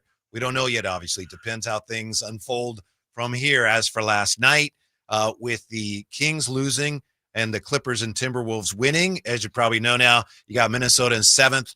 They're technically tied with the Warriors, but they're behind them with tiebreakers. So they're 7th, Clippers 8th, and then the Kings are 9th in the 9th spot, 1 game ahead of Dallas. They're half a game behind the 8th seed Clippers, and they're a game and a half behind the Minnesota Timberwolves. So if the playoffs started today, which they don't, you'd have your 9-10 game would be the Kings and the Mavericks, and then whoever wins that game, which we assume would be the Kings, you would play the winner the loser of the 7-8 game, which would be the Timberwolves or the Clippers. So there's a path there. But, Jay, I want to avoid that path.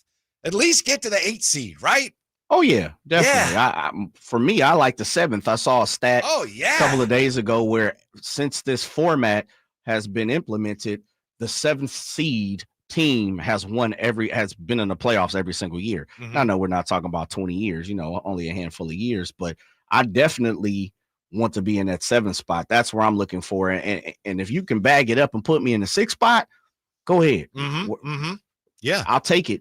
It takes a winning streak.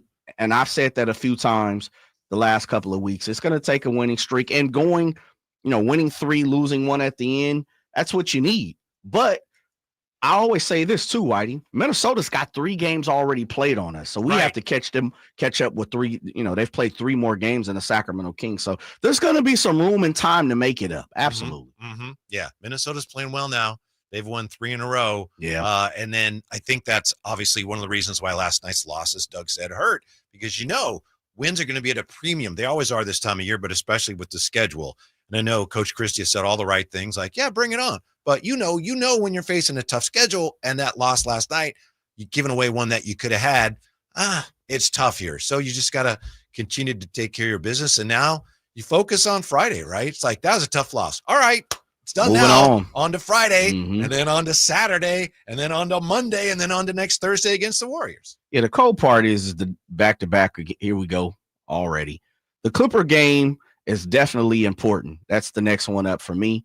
I know I talked about the Warriors a couple of days ago being a super important game. The Knicks, the Warriors beating the Knicks, man. Who would have saw that? Come on, Knicks. We need you to be a little bit better about yourself. You can't be taking losses like that at the MSG. And I know Steph Curry came in there and blew the roof off, but damn, man, we can't get any help. Yeah, I know. That was no love for your Northern California compadre. Do you know the Knicks are 0-7 against the top teams in the league? They really struggle this year against good teams, and it's because their defense is awful, and that's a Tibbs team, and their defense is terrible. It's really weird. Yeah, Mitchell Robinson returning yesterday or 2 days ago, I believe, for the first time of the season. So I don't know. I don't know what to really make of them. Yeah, the Kings would hope to get some help tonight, but don't hold your breath. The Warriors are in action. Be great if the Warriors lost, right? Warriors are visiting the Brooklyn Nets, who are 21-40. So come on, man. Jordy. Let's go, right, Jordy. about to say the all-encompassing Jordy Fernandez. We need some love, baby. That's the other thing. The more games you fail to win, the more help you need from other teams. So absolutely, you got Houston, New Orleans tonight as well. Yeah. That's the only game. The Warriors and Nets, the only game involving those teams that are right around you there. But you got your own concerns now, and I think the team had today off. I heard Frankie said they had today off, and then right back at it. I'm keeping my fingers crossed on Malik there. A sprained toe sounds like a minor thing, but for a basketball player, football player, toes, those big toe injuries can be nasty sometimes. Yeah, I just don't feel there's any way Malik misses tomorrow night. Not with De'Aaron coming back into the building. You better believe Malik is doing if he's got to have that toe on ice and a heating pad, getting rubbed on, a pedicure, whatever he has to get done, Malik is getting done to that toe to make sure he's in the game tomorrow. Malik's too much of a competitor. We would really know how hurt he is if he doesn't play tomorrow. Yeah, De'Aaron Fox had some interesting things to say about that upcoming matchup. We'll get to those today. But when we come back, we got Dan Favale, right? Yeah, NBA national writer for Bleach Report, and he's a podcast host. And he had some interesting things to say on his pod lately about the construction of the Kings and what changes they may be looking at in the summer. We'll talk to him about that and more when we come right back to Sacktown Sports. It's a Drive, guys, on Sacktown Sports. On the move? Got somewhere to be? Take Sacramento Kings basketball with you. The Sacktown Sports app will let you stay connected to your passion. Never miss a moment of Sacramento Kings basketball with the Sacktown Sports app. At Valley Strong Credit Union, we know that local businesses are the backbone of the Central Valley, investing in our neighborhoods, boosting the economy, making the Valley stronger. But when it comes to their finances, where can they turn? A big bank that just sees another number? That's not good enough. Valley businesses deserve Valley support for payroll, credit, cash flow, and everything in between. Valley Business is Valley Strong. Learn how our cash management services can support your business at valleystrong.com. Big savings are back at Folsom Lake Honda, your one-stop Honda shop. New Hondas are piling up, and that means big savings for you. Looking to own or lease? During the spring sales event, drive a brand new Accord or Civic. Visit us today at folsomlakehonda.com, your one-stop Honda shop. As a family-owned and operated dealership since 2009, customer service is our number one priority. Our customers love doing business with us, and you will too. Folsom Lake Honda. We rely heavily on our HVAC systems during the cold valley winters and hot valley summers. That's why there are so many HVAC companies out there. So when you need a new system or a tune-up, where do you turn? I turned to Lee's Air Plumbing and Heating. Once our heater checked out, we checked in at leesair.com. The entire experience exceeded our high expectations. You want prompt service from people who know what they're doing, can save you money, and will treat you right. For your HVAC needs, Lee's Air Plumbing and Heating, on the web at leesair.com. Ask about their $99 HVAC tune-up service, license number 6355355.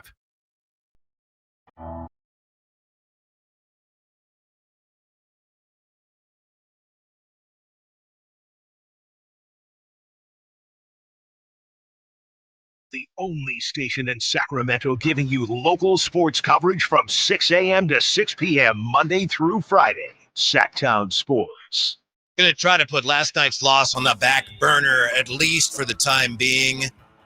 Going to talk about De'Aaron Fox coming up bottom of the hour, and you'll hear what he had to say, what De'Aaron Fox had to say about the upcoming matchup. And now we're going to look ahead to potentially the summer. Are the Kings looking at big changes ahead? Let's find out. Nice enough to join us, NBA writer for Bleacher Report, host of the Hardwood Knocks pod, Dan Favale. How are you today, Dan? I am doing well. How are you guys doing? We're doing fine, except that, we are pulling for the Kings here, and that was a tough loss last night. Looked like they were going to go 4-0 in this trip, and they come up short against the Nuggets. So, we're Kings fans are feeling that today, Dan, because they're still trying to figure out how good this current iteration of the team can be. There have been some encouraging signs. Yeah, join the club. I'm still trying to figure out how good they could be too. They've been, they've won a lot more than I probably would have expected in the aftermath of the De'Aaron Fox trade, and I think the offense has looked good at points. I think it looks like the guys are trying to find themselves within it at points, but I think at least with all the injuries in the West, there's at least some margin for error for them to ensure they'll still make the postseason. Mm-hmm. Dan, I know in your pod, I was checking out the Hardwood Knocks pod, and you have a list of teams that you think are headed for major change. How did the Kings end up? I think they're 7th on that list. How did they end up there? I think it's more so kind of a signal of where are they going after this season, because that Fox trade kind of couldn't have been the end of it. They're certainly deeper. They still have a bunch of talent on this team, but does it all fit and coalesce together? And I think kind of two of the spots you still look at are, well, what's going to go on with kind of the point guard or floor general position, where it feels like they have a bunch of guys who would be great as your second best playmaker, maybe not your primary driver of the offense. And then, of course, we're all still kind of waiting to see if they can get some additional looks in a frontline spot next to Sabonis, or even sometimes independent of him. Though, of course, Jonas Valanciunas has helped a great deal since he's come over. Dan, is it one of the things when you're talking about change? Are you looking at head coach position as well, or maybe even a little front office when you take that into consideration? It's not, and I feel like it should be. I think Doug Christie's actually done a really nice job since he's taken over, and the fact that Keon Ellis has been playing so much lately, again, love that. But I think normally in these situations, I might look to will something happen in the front office that then has to trickle down to coaching and the roster. But it does feel like Vivek is kind of settled where there, and so it would shock me a little bit if Doug Christie's not even coaching this team this year. And I think until you see that type of change upstairs, I wouldn't expect any turnover there. And this will be more about, I wouldn't even expect, I know some people have mentioned, could they maybe lean into more of a rebuild or a reset? And that's not a direction I would expect them to even sniff. So I think it's going to be more about the roster construction to me. Yeah, let me follow up on that. Dan Favale with us from the Hardwood Knocks pod and Bleach Report. That whole tank or don't tank debate, Dan, has been hot and heavy in these parts over the last couple of weeks. And obviously right now, the don't tank people are winning by a wide margin. Is it something the Kings should look at this summer? You seem to think that they won't, and I agree with you. Do you think it's something they might be in position where they would be advised to look at it this summer? I think people from the outside might advise them to strip it down and start totally over at this point. And so, especially if you're going to, if you're able to convey that first round pick to, I think it's Atlanta this year, you're kind of just unencumbered and you're free to then go that rebuilding route. But I just think what we know about this organization, I would expect them, I'd be more surprised if they went that direction than if we turned around and saw them really try to get in the running for a huge name and make some type of, blockbuster consolidation trade. Dan, the West changes every single hour, if not every single minute at this point, especially once games are getting going on a daily basis. What's your thoughts on the West and more or less the back half of the West? How do you see it kind of shaking out right now? The West is confusing, and I think that it's still super deep. And I think that if you're a Sacramento fan, I think you take solace in seeing that, okay, Dallas is just done. And Phoenix, they don't play like they care for more than 12 minutes a game. So you're kind of looking at who's in front of them and maybe some potential at the top where you might be facing them in the, a playing game or even in the first round if you're coming out of there. And it just sort of feels like, with the exception of Oklahoma City and maybe Denver, And then, of course, Houston at the West is kind of littered with dangerous underachievers. When you're trying to look at, I could see Minnesota going on a run, or we could see Golden State now that they have Jimmy Butler going on a run. And, what's going on with Memphis? Do you trust what they're doing on offense when it goes into the playoffs? And I think that kind of ambiguity lends itself to what might be more randomness than we're used to from the West in the playoffs, just because I think if you look at it now, the only team that I'm prepared to say is head and shoulders above everyone, and that includes, 1 through, let's say, like 8, 9 right now, it's Oklahoma City. And I think there are people around the league that don't even fear Oklahoma City, which I think is, I find that wild, but they're like the only team that I think's really separated themselves. Wow. Yeah. Talking about Dan Favale of Bleacher Report. Yeah. My apologies. No, I was just going to say, not fearing the OKC Thunder. That's like, you're at Yosemite and there's a bear in your car and you're thinking, I don't have to worry about it. It's just a bear. What's he going to do? Pull out a few pieces of trout. Yeah. Oh, he's a big fuzzy bear. He's not going to hurt me. Dan, it's interesting with the moves the Kings made at the deadline. It looks like they are trying to, if you will, serve two masters. They did get some picks, unprotected picks back, but they also obviously bring in Zach LaVine. So they're trying to kind of rebuild on the fly, I would say. Would you agree with that? And how tricky do you think that is if you do? I absolutely agree with that. And I think it's kind of mega tricky because this was a team that was searching to fill a pretty big hole or three before one of their two best players asked for out or they decided to move him. And now you're still kind of dealing with filling those same kind of holes. And when you're kind of just looking at the talent that's coalesced there, and I think, look, before the Sabonis injury, I think like this was sort of the biggest harbinger. Is like you could just see there's like this weird, and it's understandable because you turn over the roster midseason. There's like a lack of synergy on offense where it feels like he's not getting up as many shots. He feels like he's trying to find his place, and that's been like one of the two fulcrums of everything that you're doing here. And so I think when you look at this roster, the three players I just kind of look at moving forward, it shouldn't be Monk, DeRozan, and Zach LaVine. And if you view Zach LaVine as so plug and play, he can go next to anyone, that's fine. But I think you ultimately need a better driver of the offense for everyone else than DeMar DeRozan or Malik Monk. And on top of that, you'd like to see them get another like wing type in there beyond Keegan Murray. If Jake LaRavia could hit more shots, potentially it could be him, but I think you definitely want someone higher end than that. Dan, I think one of the, I would say, colorful conversations around here is Keegan Murray, and I think there's going to be a coloring book worth of colorful conversations moving forward with Keegan Murray. What's your take on Keegan Murray being an outsider, not being such as local, but having your eye, of course, on the NBA? What's a national view on Keegan Murray? I think nationally he's still underappreciated for not just what he does defensively, but the workload that he shoulders on that end of the floor. And I think that people nationally have probably pigeonholed him on offense. And I personally do not think the Kings have done nearly enough to ensure that doesn't continue to happen moving forward. And I think that that's where it could really come in handy to get an upgrade as a primary playmaker, even from De'Aaron Fox beforehand, but certainly from a DeMar DeRozan, Malik Monk, Zach LaVine perspective, because that's someone, if you're not going to put the ball in his hands, you really want to figure out a way to use him a lot differently than the Kings have so far.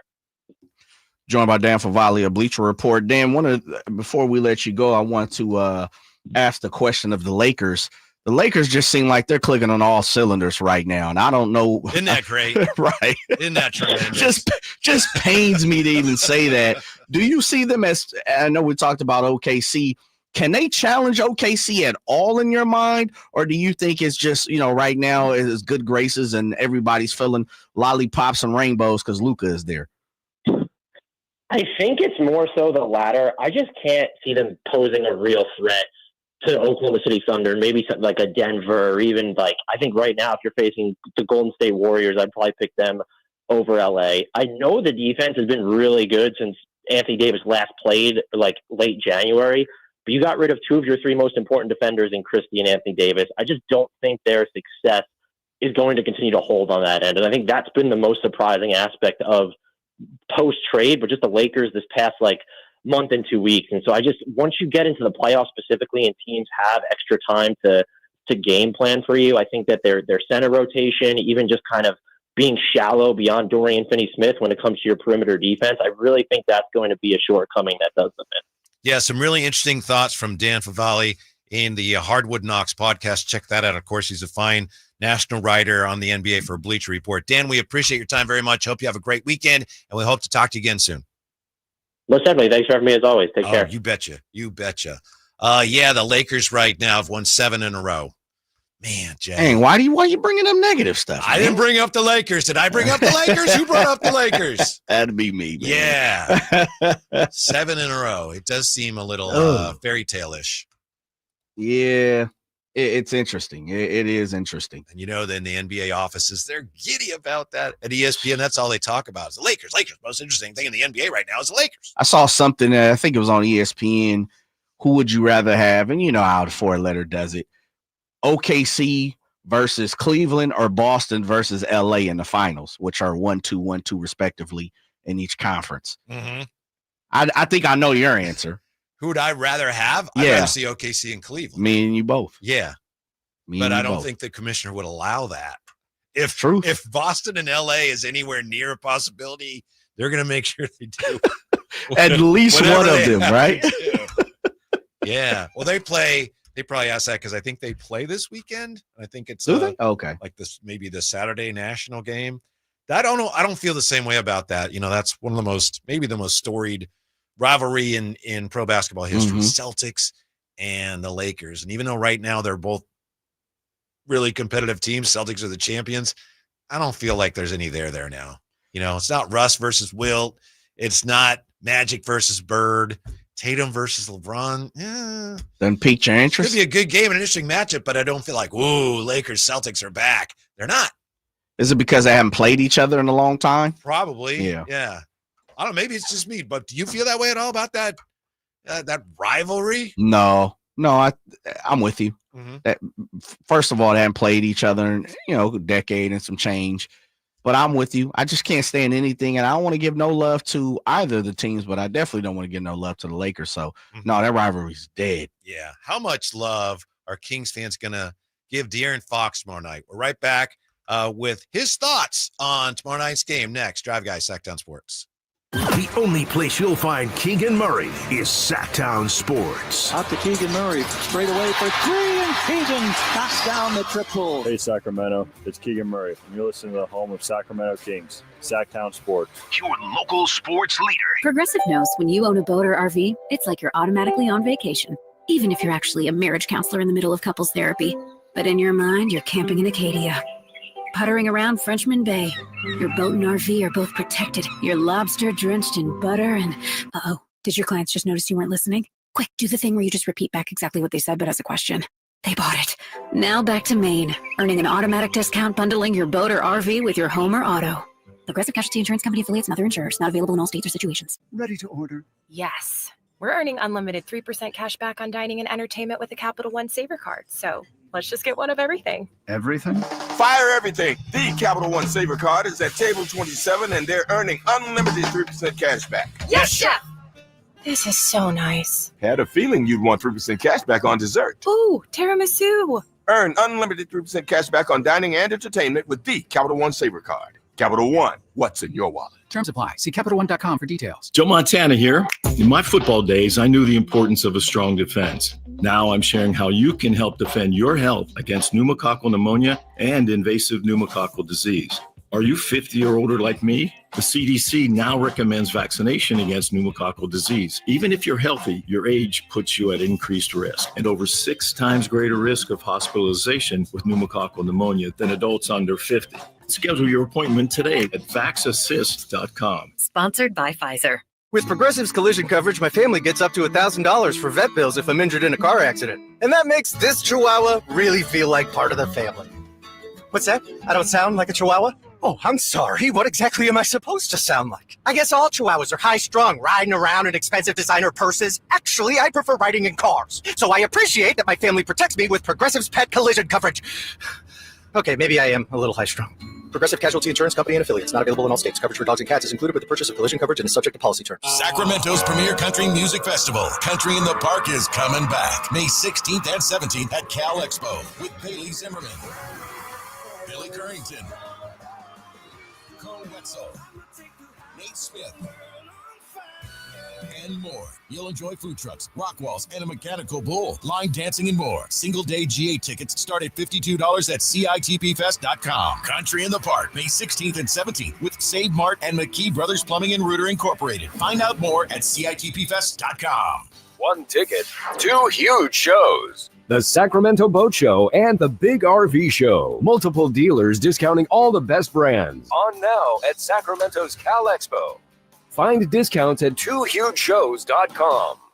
Huge savings now on new 2025 Silverado at the Maida Chevy Silverado Supercenter. With $10,250 off MSRP after rebates on select new 2025 LT models at Maida Chevy. And Maida Chevy has one of the largest selections in the Sacramento area. $10,250 off new Silverado at Maida Chevy. Now that's big, huge. See them all at MaidaChevy.com. Together, let's drive. Not available with special financing, leasing, some other offers. 5 of this offer must be 2011 or newer Chevrolet. Made a great deal at Maida. High voltage live boxing action returns to the venue on March 8th as Uppercut Promotions presents Thunder Showdown 2. With 8 big fights, it's a night of great boxing action you won't want to miss. Thunder Showdown 2, coming March 8th to the venue at Thunder Valley Casino Resorts. Fight card subject to change.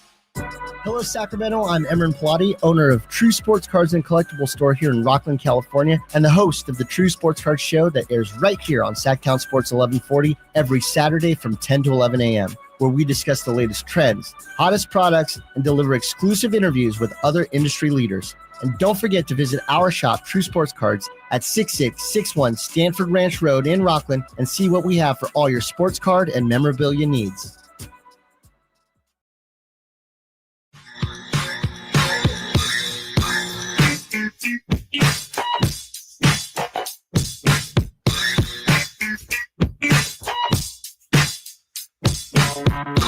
Your afternoon home for Kings talk and so much more. The Drive Guys on Sacktown Sports. When you look at the schedule for the rest of the month, tomorrow night, as emotional as it figures to be, looks like a break in the schedule for the Kings, taking on the Spurs at home. Then you got Monday, the Knicks. You know, the Knicks are 40-21, 656, the fourth best winning percentage in the league. However, the Knicks are 0-7 against Boston, Cleveland, and OKC. Thank you to Tony Ray Harvey for pointing that out to me. We were touching on that earlier, and I was a little vague on those numbers. Yeah, but the Knicks, who are coming in Monday, 0-7 against the 3 teams that have better records than them. So some people here in the chateau, Jay, they heard you talking about who you want to see in the finals, and, you know, Sac versus Cleveland, OKC versus Cleveland. Somebody says the Knicks versus the Kings and says that's for you fans of How to Lose a Guy in 10 Days. Are you familiar with that movie? No. It's a Kate Hudson movie. I haven't seen it, but I believe in the movie the Kings and the Knicks play in the NBA Finals. What? Yes. And how have I not heard about this? Yeah. And it's like the only 2 Kings that actually show are like Bobby Jackson and Mike Bibby. Wow. Yeah, but that's in that movie with Kate Hudson, How to Lose a Guy in 10 Days. It's the Kings and the Knicks in the NBA Finals. Kyle said my boy from UT, Matthew McConaughey's in it. Ah, okay. Had no clue. Kate Hudson, by the way, is in a new series in which she plays the executive who runs an NBA team called the Los Angeles Waves. And I was thinking of watching it, and I read a review that said it's terrible. It's terrible? I'm not going to watch it. He was like, nah, I'm good. Yeah. It's okay. she's kind of Jeannie Buss, sort of, in a fictionalized world. But anyway. I have to, let me look who Kate Hudson is. I know the name. Goldie Hawn's daughter. Can't put the face to it. Yeah. When you see her, you're like, oh, yeah, her. Yeah. But she was in How to Lose a Guy in 10 Days. Oh, yeah, you're right. Okay. Yeah. I've seen her before. I just didn't know who it was by name. I don't know. I was just reading about this movie because when we were doing Academy Award stuff, I was thinking of having a category on our show, an award for the best movies that show the Sacramento Kings in some way, shape, or form. So that was one of the movies in that. But I don't think they ever reveal who wins the championship in that movie. Well, of course the Kings do. Okay. Yeah. What am I thinking? Come on now. Yeah. Jerry, you ready for tomorrow night? Emotionally, physically? I am. Place? You know, I was thinking about this today, Whitey. Got a call. Got the confirmation.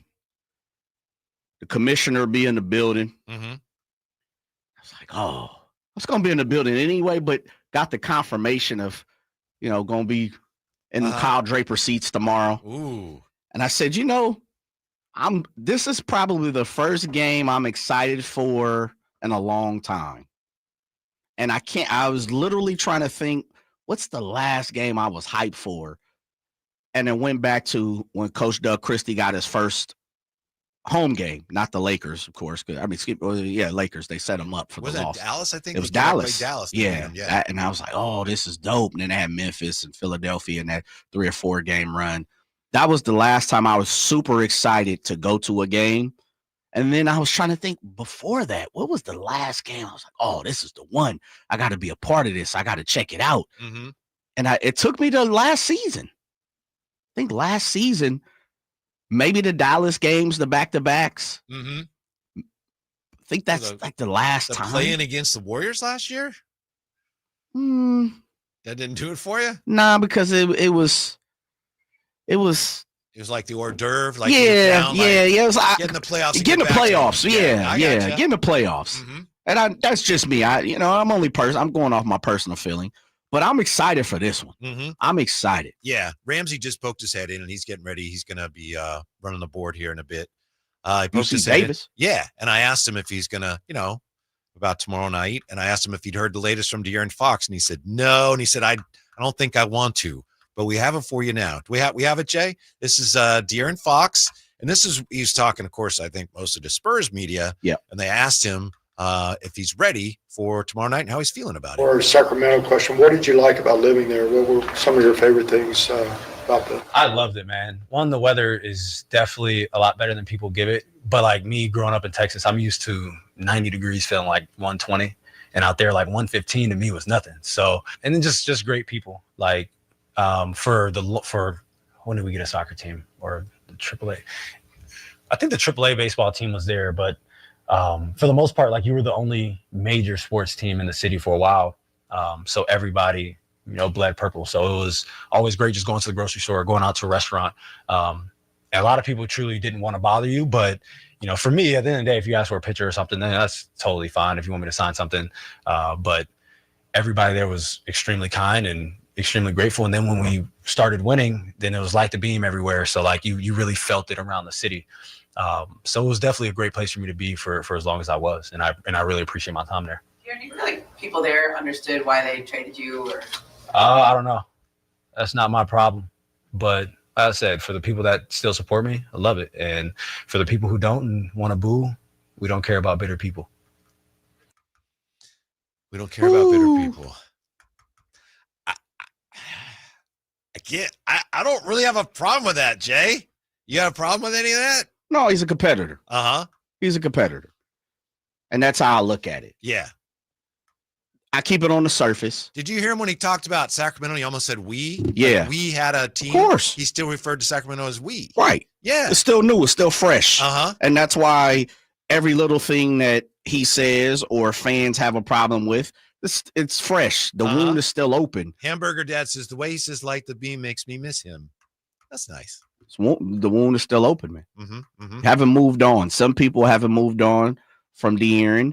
Doesn't sound like he's 100%. How could you after your last seven years and some change being here and moving on in a matter of a month?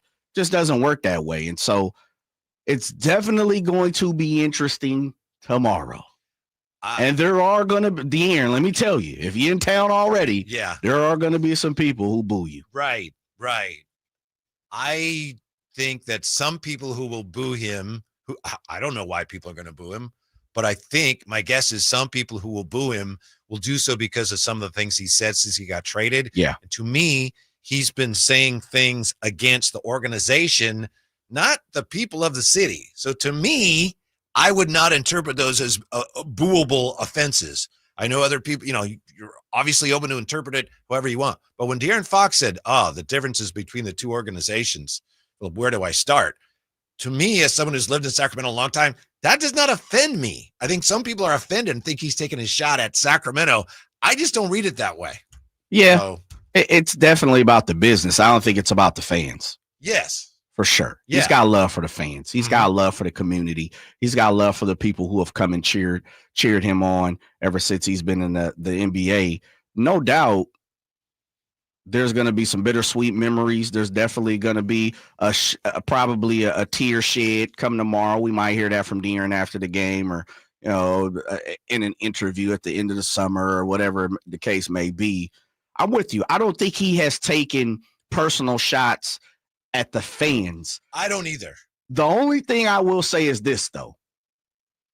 When you leave yourself open, which he has done because he has got intertwined into social media, I can say there have been a few touchy subjects or touchy, sentences and phrases that he has used towards certain fans that I think other fans have jumped on as like, oh, that's how you feel? Where more or less he's kind of been talking about that person in general, or responding to a certain person, or a certain, a certain tweet or a certain statement that a fan makes. And other fans have jumped on that as well. So I'm not going to sit up here and say that he is completely scot-free in certain things that he has said. I can understand how fans who have grouped themselves together as, I'm going to represent and I'm going to protect ours, can respond to that. But I do think De'Aaron has taken some unnecessary shots towards certain fans, one of ones. I don't think he's ever, unless I've missed something, I don't think he's ever said anything bad about Sacramento, which I think is something to take into account when you decide whether you're a boom or not. He never has. Now, I know some have said, well, he never asked to be traded, which technically is true, but let's face it. I don't know about that. Well, it's technically true. I don't know about that because we don't know. Okay. Do you know you were in every conversation? No, but I'm taking him at his word, but we do know. Then I'm not, though. Okay. Well, let's just take him at his word for a moment. Even if that's true, he clearly suggested publicly that he might. So to me, that's why, and I'm not pro booing him, but I never asked to be traded. Well, you pretty much laid it out there that you were thinking about it. So there's only so much grace I can give you in that regard, Yeah. On the surface, though, Whitey, you would agree that in the sports realm of this situation, this relationship, you can understand how people are probably going to boo him tomorrow. Yeah, taking the personal, because I 100% agree with you, 110% agree with you, Mr. Gleason. I think that he personally has not called out the city. He has not called out the Sacramento fans, despite, a few exceptions to the rule. I don't think he's said anything that's disparaging to Sacramento Kings fans, like, oh, I can't stand that city and them people. And like, nah, he's been very complimentary of the fans and the fan base of Sacramento. Now, the organization, that's a different conversation to be had. But albeit, if we're just talking about the sports part of this whole conversation, can't you see how some of the fans are going to feel personally attacked because you're attacking their team? Yes, I do think he probably would have been better served to keep some of these things private, and then, maybe it's better to just be out in the open. Maybe we should give him more credit for just being honest about it. But I think that his whole, expressing his desire to maybe move on, I do think it got in the way of the organization trying to win, which is kind of, ironic because I don't know if this organization can win enough. And then by stating that, in some ways, I would argue you made it harder for the organization to win. But that you're right. I get it. I would not boo him. I will not boo him. I know a lot of people will. I just, like I said, I hope it doesn't get ugly. And I know it's going to be bittersweet. It's De'Aaron freaking Fox. He was the man here, Jay. Yeah. 8 freaking years. Absolutely. Yeah. Yes. That's what I said. The fan base is it's going to be fickle. It's going to be a fickle situation due to some of the things that have been released and some of the things that he has personally responded to via social network. And if we're being completely honest, as a fan, you wear your team's logo, your honor, the badge, right? It's on your sleeve. And so that's why I don't have the biggest issue if fans tomorrow showcase, especially when you paid your money. Now, that's a whole nother conversation. Correct. Please do what you do. And I think you've said that a few times. There is a level of fandom that you're okay with. Just don't make sure it doesn't get out of hand type situation where, you're attacking his family, personal, his safety, like well-being, things like that. You do that, nobody wins. Nobody benefits. Yeah, for sure. Yeah, maybe in the short term, you feel a little less frustrated in the short term, but nobody wins with that. More on tomorrow night. We got Jerry Reynolds coming up top of the hour, too, as we roll on Drive Guys on Sacktown Sports. You never know what you might hear when listening to a Sacramento Kings game. Out of Keegan, going for another triple. Man, is he feeling it. Keegan, can he do it? Yes, there's number 11, Keegan Murray. Keegan steps back. He just knocked down his 12th three-pointer, a Kings franchise record. He's got 45 points. Never miss a moment of Sacramento Kings basketball with Sacktown Sports and the Sacktown Sports app. I was in the middle of the Atlantic Ocean when it happened. There was a sudden jolt and our submarine crashed on the seafloor. We were in total darkness. That's Dr. Dejana Figueroa, a marine biologist and STEM teacher, talking about a deep sea dive she'll never forget. It's funny, when I was a kid, I was afraid of the ocean, and there I was, 2 miles below the surface. But as a scientist, you prepare for that. Using our training and a little creativity, we fixed the sub and finished our experiments. The dive was just too important. Every dive gives us glimpses at things few people ever get to see. Glowing creatures, fiery undersea volcanoes. When we got back to the surface, I kissed the ground and called my mom, of course. But you know what? I wouldn't trade that dive for anything. Dr. Figueroa uses her passion for STEM to discover new things and make the world a better place. She can STEM, so can you.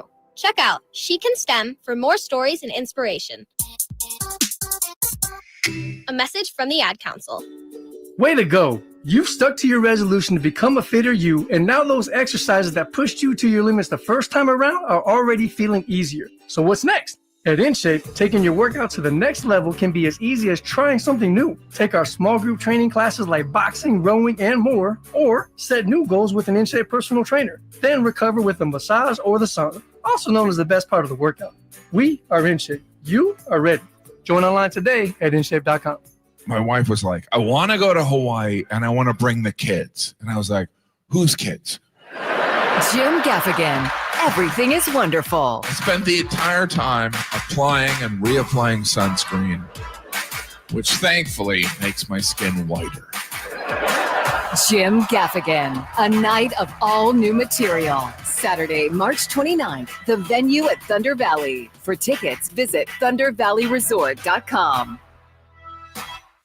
When you're overwhelmed with tax debt, deciding what to do next is a true win or lose decision. You can lose your car, your paycheck, even your retirement savings, or you can choose someone to help you win this battle with the IRS. Now is the time to tackle your tax debt, but you don't have to do it alone. Meet Priority Tax Relief, veteran-owned and the expert in tax debt resolution. Our priority is fighting for you. Our team has helped clients save millions and can reduce or even erase your tax debt. Call 800-406-1584 right now to talk to our winning team. Priority Tax Relief has a direct line to the IRS. That's right, a fast track to find out if you qualify for life-changing tax relief in just minutes. Priority Tax Relief fights to protect your money, has 5-star reviews on Google and an A+ rating with the Better Business Bureau. Why wait? Call Priority Tax Relief for your free tax consultation. Call 800-406-1584. That's 800-406-1584. Let's make your taxes our priority. Stop your tax debt now. Call 800-406-1584.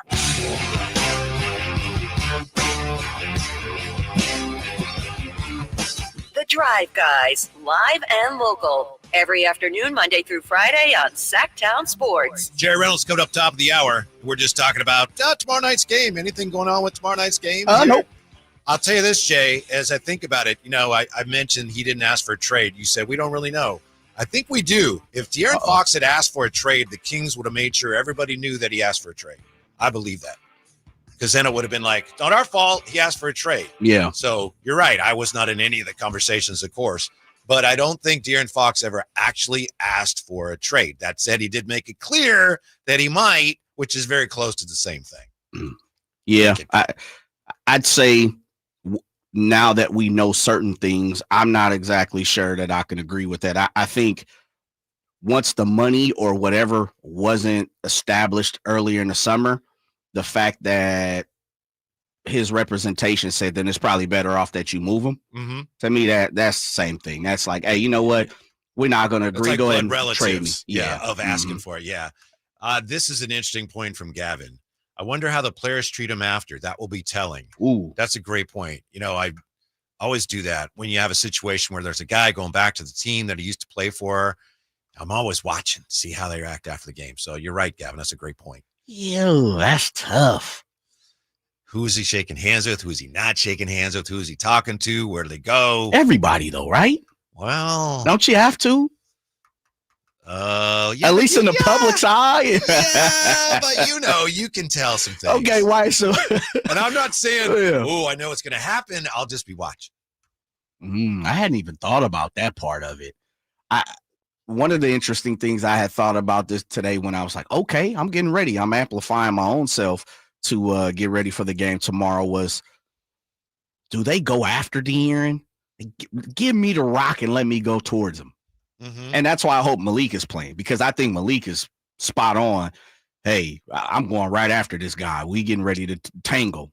This is what we've talked about for years probably, or had conversations. We've done it in practice a few times, but now it really matters. It's going to be super interesting to see how some of those guys play, going at him, how they defend him. Who defends him? Keon. Yeah. Keon? Okay. Yeah.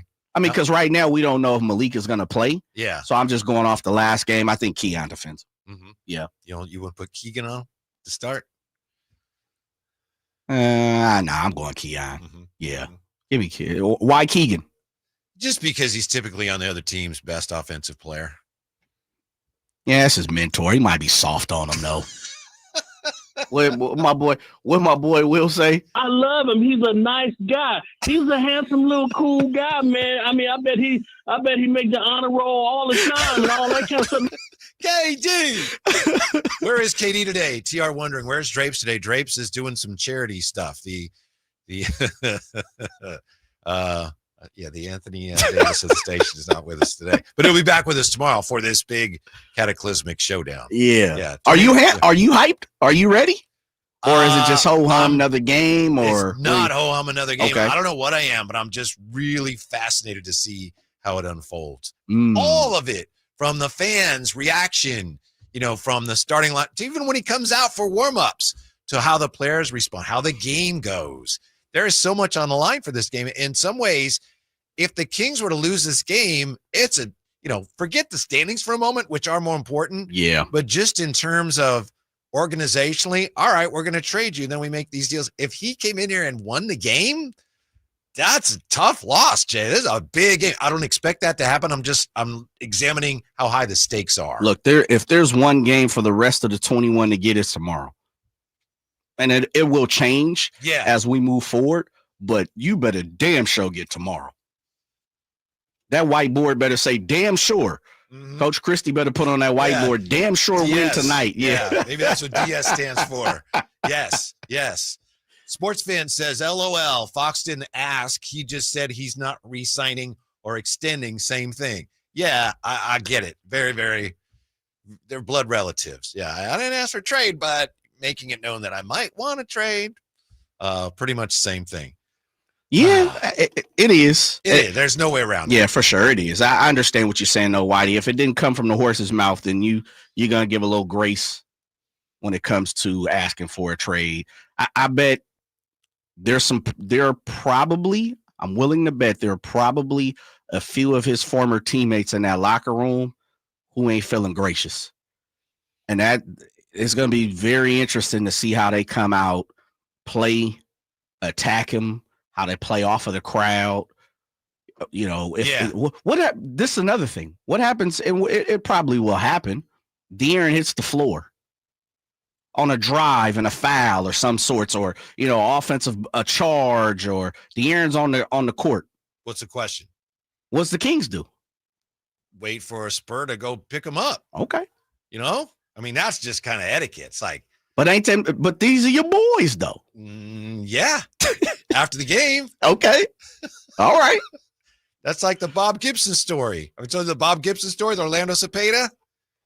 I never heard it. Okay. Orlando Cepeda, Bob Gibson were teammates. Orlando Cepeda told this story to Mark Ibanez. Mark Ibanez told it to us on the radio. They were teammates on the Cardinals, and then they trade Orlando Cepeda. They won a World Series, went to 2 World Series. Orlando Cepeda gets traded to the Braves. Next season, first time the Braves are in St. Louis, Bob Gibson's like, come to my house. We'll have lunch. So, they have a nice lunch and everything. They were teammates for a long time. They won a lot of games. Game starts. Cepeda comes up in the first inning. Bob Gibson knocks his ass down. Fresh off of lunch. Cepeda says, "What are you doing? We're just at lunch." And Gibson At says, your house. "Hey, we're not at Mother Bleeping lunch now, are we, Mother Bleeper?" So that's it, Jay. The That's your ultimate answer. competitor. Yes. Dang. You think we got somebody built like that over there at the G1C? Well, at the very least, we're not going to, "Oh, Darren, you okay? Let me pick you up." So, okay, let me spin the question back another way. De'Aaron hits the floor, Yep. and then someone trots over there and offers a hand to pick him up. What's Mr. Gleason thinking then? Somebody on the Kings? On the does that? Kings, yeah. I'm booing him. You don't do that. That won't happen. Doug wouldn't stand for that. Okay, we gonna find out. No, you think? Doug wouldn't. I don't think Coach would stand for it, but the way these players are built these days, that's why I said, you think we got a Bob Gibson over there? We're not at lunch now. Yeah. Who do you think maybe Malik or maybe DeMar feels like, man, that's one of the reasons I came here and we were doing all this stuff and then he wanted out. Is that kind of what you're thinking maybe? I don't know, Whitey. I don't know what I'm thinking. And that's why I said tomorrow I'm excited as of right now, 3:54, almost 4 o'clock. Jerry Reynolds coming up in 5 minutes. Yeah. I'm excited because it's like a box of chocolates. I don't know what I'm getting tomorrow. So Right. I'm super excited. I find it very interesting because there's 1 or 2 or 3 or 4 different situations, and we're laying them all out right now where I'm super interested. I want to know, does a teammate pick them up? I want to know, does someone say, "Oh, De'Aaron, stick at me, I'm going to the cup right at him." Mm-hmm. I'm interested to see what the fans do. I'm interested to see what Coach Christie does and Luke Laux, and that was his guy allegedly. I'm super excited to see how the Spurs react to De'Aaron being here. I'm looking forward to the tribute video, but that's going to be hard. Oof. And then I hope that fans treat them respectfully. I know it won't happen, but I hope they do, and I hope the Kings beat them by 50. That would be a perfect night. Then it's like, good for you. You're where you want to be. We're moving on. All the best you. We don't need you. What's a respectful response to the tribute video for Mr. Gleason as of right now? I mean, you got to applaud it, right? Okay. You're almost applauding yourself because we were all part of it in a way. Sure. He's the one that made those moments happen, but we were all part of those moments. Okay. And what's a disrespectful reaction to? And what's a 50-50? That's what we'll get, right? Okay, I think so. Yeah. The tribute video, this is where I feel different. Do what you want to do, as you said, long as no one's safety is in question when it comes to fans. Because you spent your money, you're there, and from what I hear, these ticket prices are jumping through the roof, right? Really? But with the tribute video, show him some love. I'm good with the tribute video. When he touched the rock, if you want to boo him, go ahead. Introductions, Scott Moak. That's another question, right? What does Scott do? That's a great question. Does Scott come in and say, like, ho hum? Guard number 5, De'Aaron Fox. Yeah. Or is it De'Aaron Fox? Like, they're going to put the echo on it again? Great question. We may have to get him on before the show's done. What a great question. We have more great questions. We know we'll get great answers from Jerry Reynolds. He joins us next. Drive Guys, Sacktown Sports. Just want to have enough money for retirement. And travel to visit our grandchildren. I understand. That's why at Fisher Investments, we start by getting to know each other so I can learn about your family, lifestyle, goals, and needs, allowing us to tailor your portfolio. What about commission-based products? We don't sell those. We're a fiduciary, obligated to act in your best interest. So how do your management fees work? We have a simple management fee based on the value of your portfolio, so we do better when you do better. We appreciate that kind of transparency. We also check in with you regularly to keep you up to date on the markets and your portfolio. What other services do you offer? As a client, you have access to resources on investing, financial planning, estate planning, Social Security, Medicare, and more. Wow, it sounds like Fisher Investments has everything we need. At Fisher Investments, we're clearly different. Learn more at FisherInvestments.com. Investing in securities involves the risk of loss. Hey, Aggie fans, Coach Les here. ESPN is coming to UC Davis this Saturday night to nationally broadcast our home finale versus UC San Diego. Let's pack the University Credit Union Center. It's an 8 p.m. tip. Come see T.Y. Johnson and all of our seniors one last time before we head to Vegas for the Big West Tournament. Come root on the UC Davis men's basketball team this Saturday night and show the nation what Aggie Hoops is all about. Get your tickets now at ucdavisaggies.com. Go Ags! At Valley Strong Credit Union, we know that local businesses are the backbone of the Central Valley, investing in our neighborhoods, boosting the economy, making the Valley stronger. But when it comes to their finances, where can they turn? A big bank that just sees another number? That's not good enough. Valley businesses deserve Valley support for payroll, credit, cash flow, and everything in between. Valley Business is Valley Strong. Learn how our cash management services can support your business at valleystrong.com. Get in on the action at Sky River Casino. With over 80 table games, the hottest slot machines, and a thrilling high-limit room, you'll enjoy a casino experience on a whole new level. Just minutes from Sacramento, right off Highway 99 in Elk Grove. Join in the fun. Sky's the limit at Sky River Casino. Visit skyriver.com today. Gambling problem? Call 1-800-GAMBLER. Attention! If you owe money to the IRS, this is an urgent message. The IRS is cracking down by sending out collection letters, garnishing paychecks, seizing bank accounts, and putting liens on homes and businesses. They call it enforced compliance, and you better watch out because penalties and interest on unpaid taxes compound daily, making it even harder to get out of debt. Don't let tax debt destroy your life. You need to call Optima Tax Relief, America's #1 tax resolution firm. They're experts in taxpayer assistance programs that can save you thousands if you qualify. A+ rated by the Better Business Bureau, Optima's resolved over $1 billion of tax debt for their clients. Let them fight on your behalf, helping to put your tax problems to rest. Call the tax professionals at Optima now for a free consultation. Call 800-343-6460. 800-343-6460. 800-343-6460. Optima Tax Relief.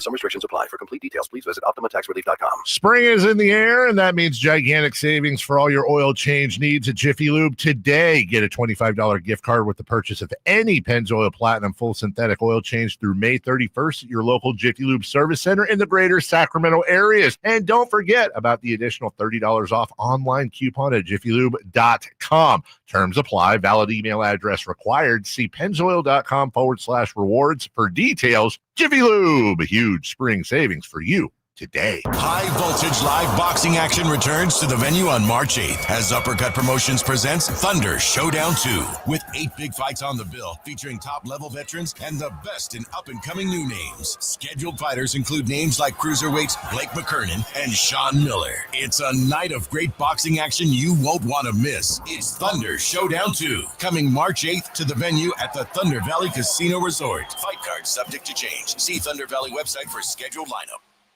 Big savings are back at Folsom Lake Honda, your one-stop Honda shop. New Hondas are piling up, and that means big savings for you. Looking to own or lease? During the spring sales event, drive a brand new Accord or Civic. Visit us today at FolsomLakeHonda.com, your one-stop Honda shop. As a family-owned and operated dealership since 2009, customer service is our #1 priority. Our customers love doing business with us, and you will too. Folsom Lake Honda, yeah, your one-stop Honda shop.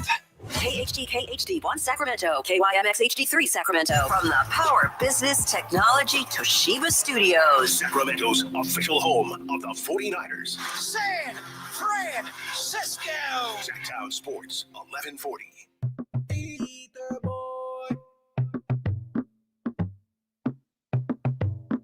Live and local, it's the Drive Guys. Watch the show on youtube.com/Sacktown Sports 1140. Or listen on the Sacktown Sports app.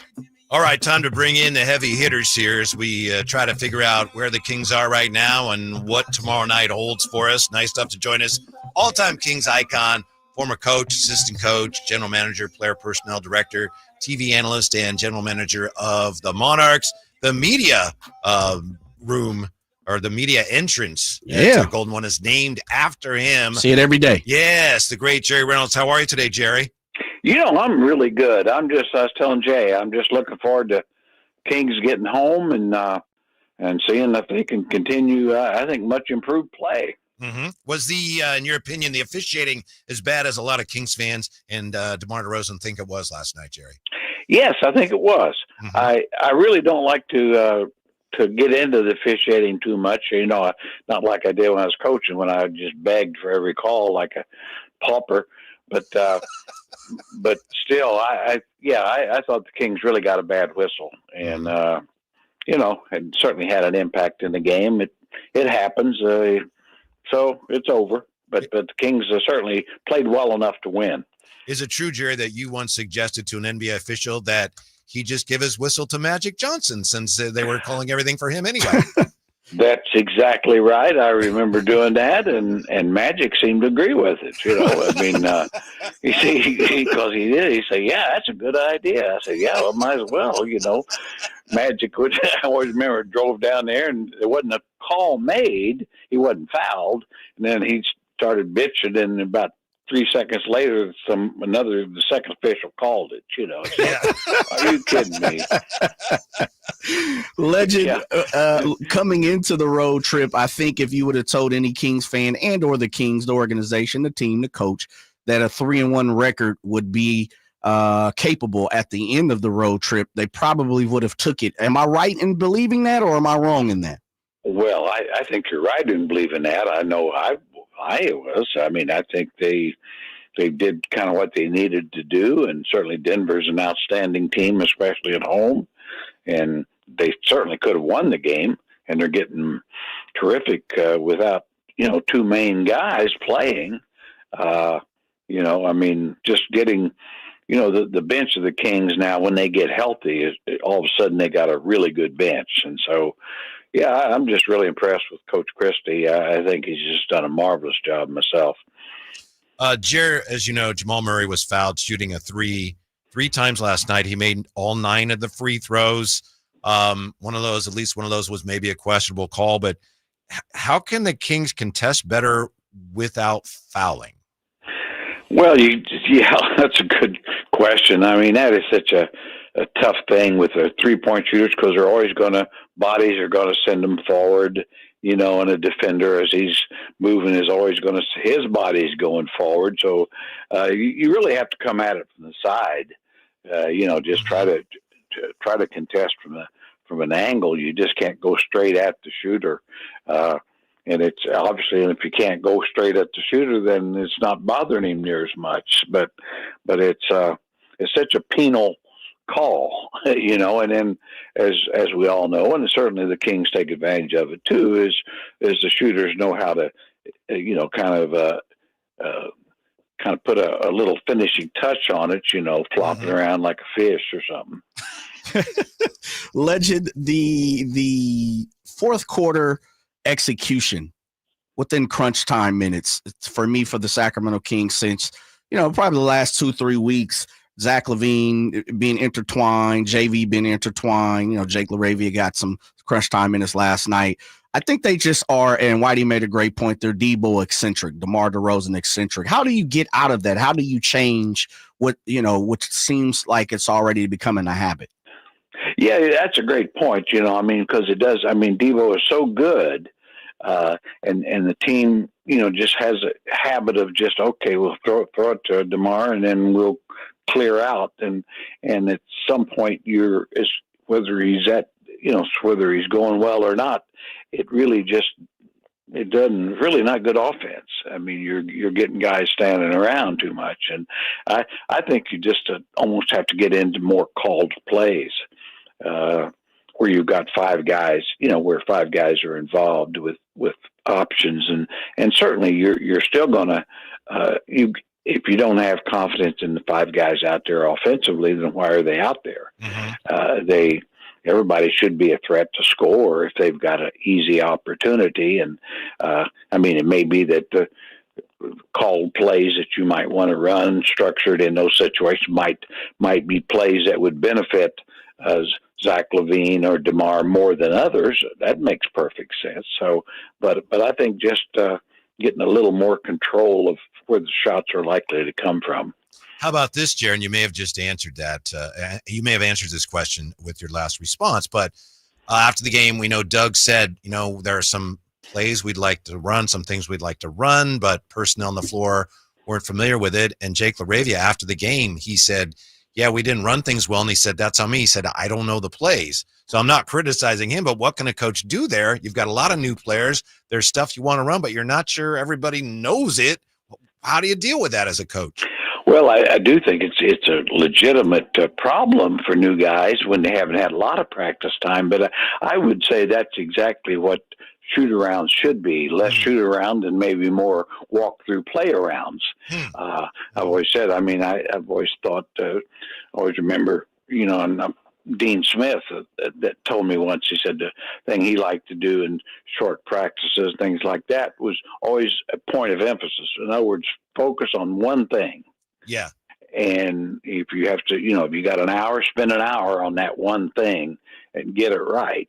And I think that's kind of what's called for. In other words, you've got a couple of things you know that, say, your new guys aren't familiar with. Well, get them familiar.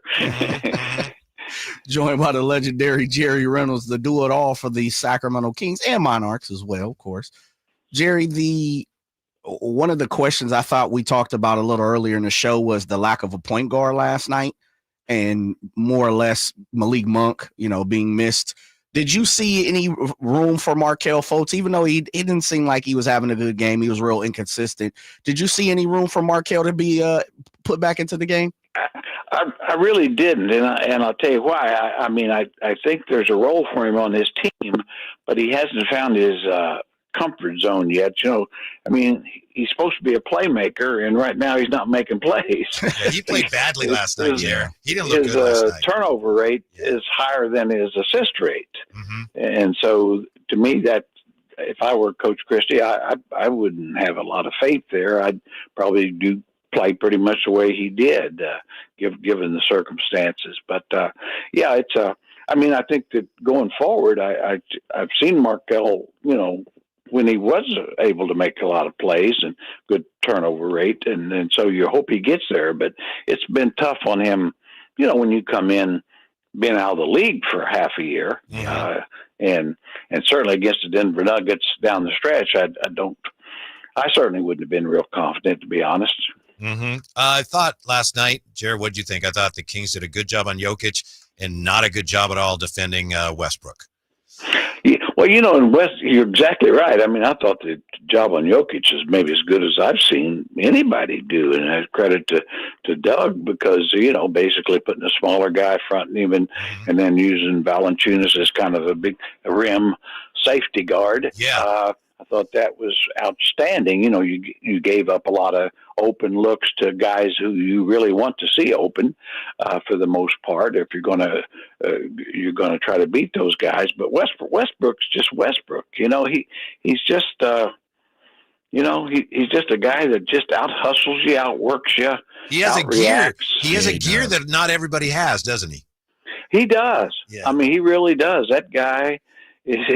You know, he just simply, you know, even when he's playing bad, you can never fault how hard he's trying. Right. And no, I thought, you know, he might have been the difference maker. You know, and the young player that got Brown, he's got a lot of that going for him. You know, I mean, just a high energy, find a way to win guy. Yeah. Jerry, I'm going to put the loss last night behind me because I'm intrigued by tomorrow's matchup. And excuse me, Whitey, if you have another question on last night's game, but I just got to get the legendary's opinion on, you know, someone who may be considered legendary around here by many. De'Aaron Fox returning back to Sacramento. Jerry, what's your take? Are you excited? Are you intrigued? What are you looking forward to tomorrow? Well, I am excited because it's the San Antonio Spurs, led by probably former King De'Aaron Fox, but it's the Spurs, and we need to beat the Spurs. and I will give De'Aaron a hand before the game, and when the ball goes up, I won't give him another hand. That's it. Yes. So. He and, you know, and I think if I were Coach Christie, I'd say, you guys, you know, if you want to visit with him friendly before the game, that's fine. And after the game, that's fine. But if he drives down the lane, maybe see how he bounces off the hardwood. What kind of reception would you guess he will get from fans? What kind of reception do you think he deserves from fans, Jerry? Well, I think he deserves a good reception. I mean, I would never tell anybody how to fan. I mean, if you bought your ticket, you got a right to do what you want to do. I would never boo a De'Aaron Fox, or I really wouldn't boo any former King. If you don't boo them when they're there, why would you boo them when they're somewhere else? And so now some fans may have booed De'Aaron when he was here. I don't know. And then that wouldn't be hypocritical. But I'm one of those that I really enjoy De'Aaron. He's a fine young man, a good family man, and just brought a lot of thrills to me as a fan of the Kings and all, and didn't end the way I thought it should. But that's another issue. It's America, freedom of choice, and that sort of thing, for the most part. So yeah, I hope that he's, they give him a little tribute, and hope that he gets recognition that he should, and hope. But it's also true when he's introduced to the game, he's just De'Aaron Fox. It ain't nothing mokey. You better not go overboard on it. may have to come out of the stands. That's right. Legend, who are you not knowing if Malik Monk is going to play? And I'll just say, going off our last starting five, who are you giving a task on sticking De'Aaron tomorrow, coming straight out the gates when the ball tips?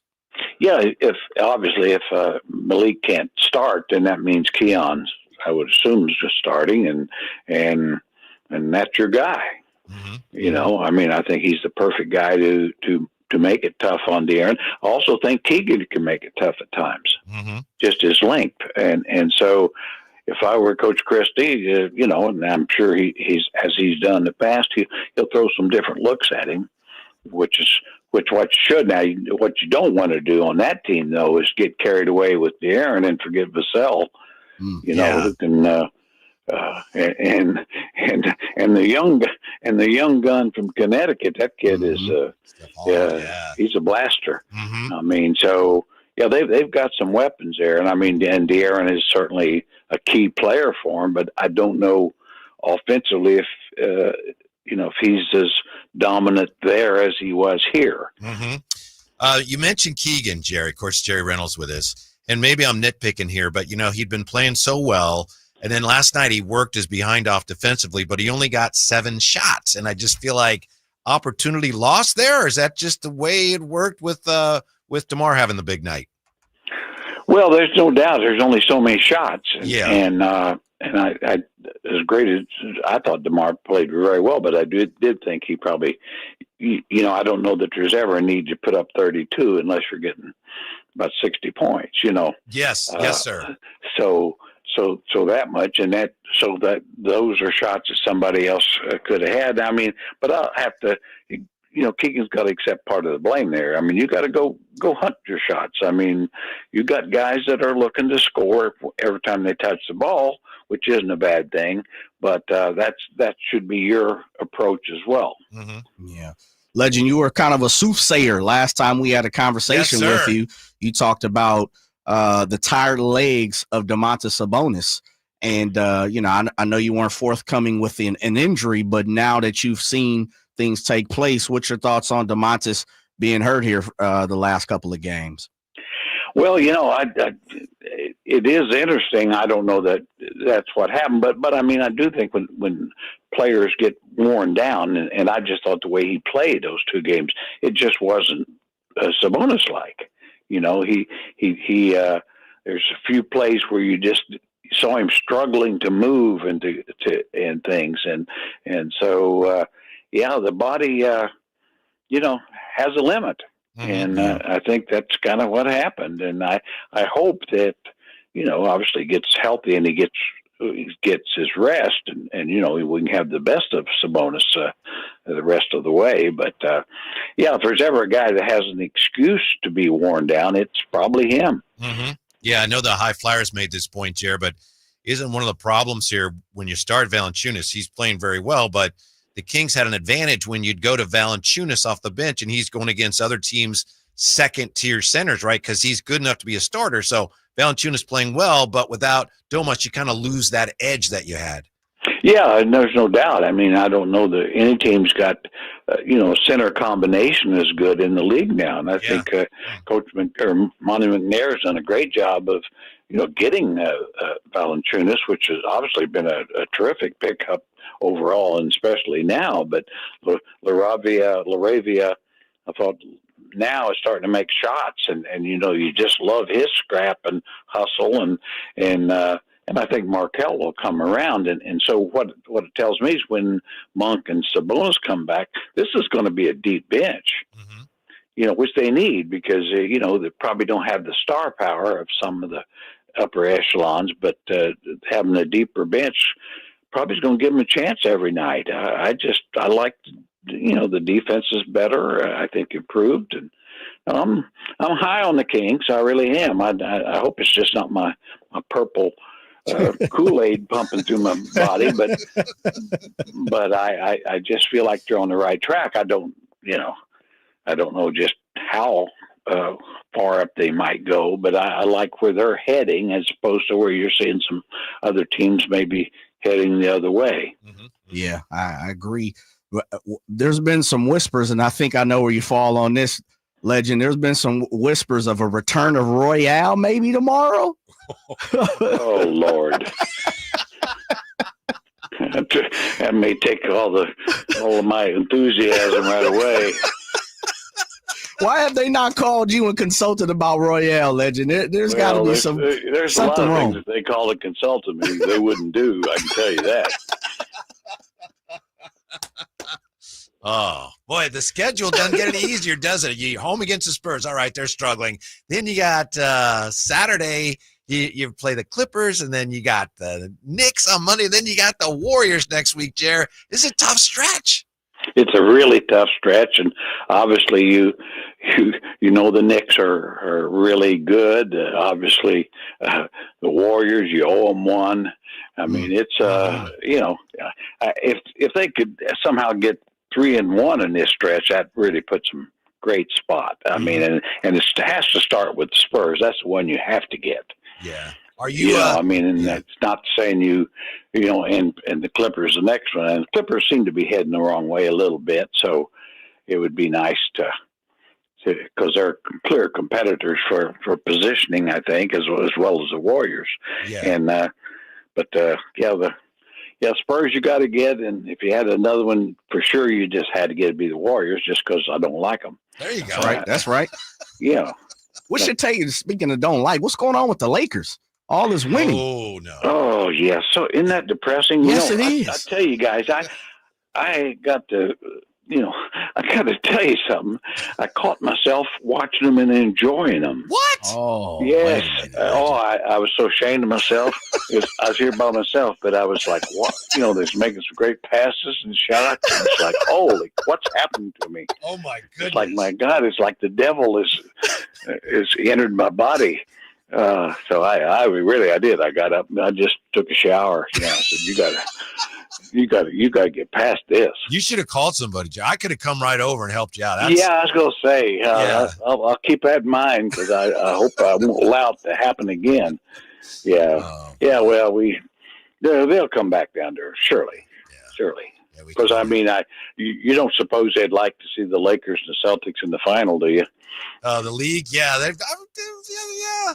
I'm sure they'd rather see the Cavs and OKC, Jer. Yeah, that's what they want. You're exactly right. I'm sure Commissioner Silver's never even hazarded the thought there. Right. Yeah. Anyway, but how about the Pritchard and White going for 40 each in the same game? Yeah. When your fifth and sixth man can go for 40, that means the Celtics probably still pretty serious threats, I'd say. Absolutely. Payton is Whitey's guy. Well, he should be. He's a tough kid. I tell you what, he just keeps getting better and better, and probably as far as an open shooter, I don't know who you'd necessarily, other than somebody like Curry, put ahead of him. I mean, that guy is a basket maker, and And so, I've enjoyed watching him a little bit, but I'm still, like I say, I'm just ashamed of myself for a minute there.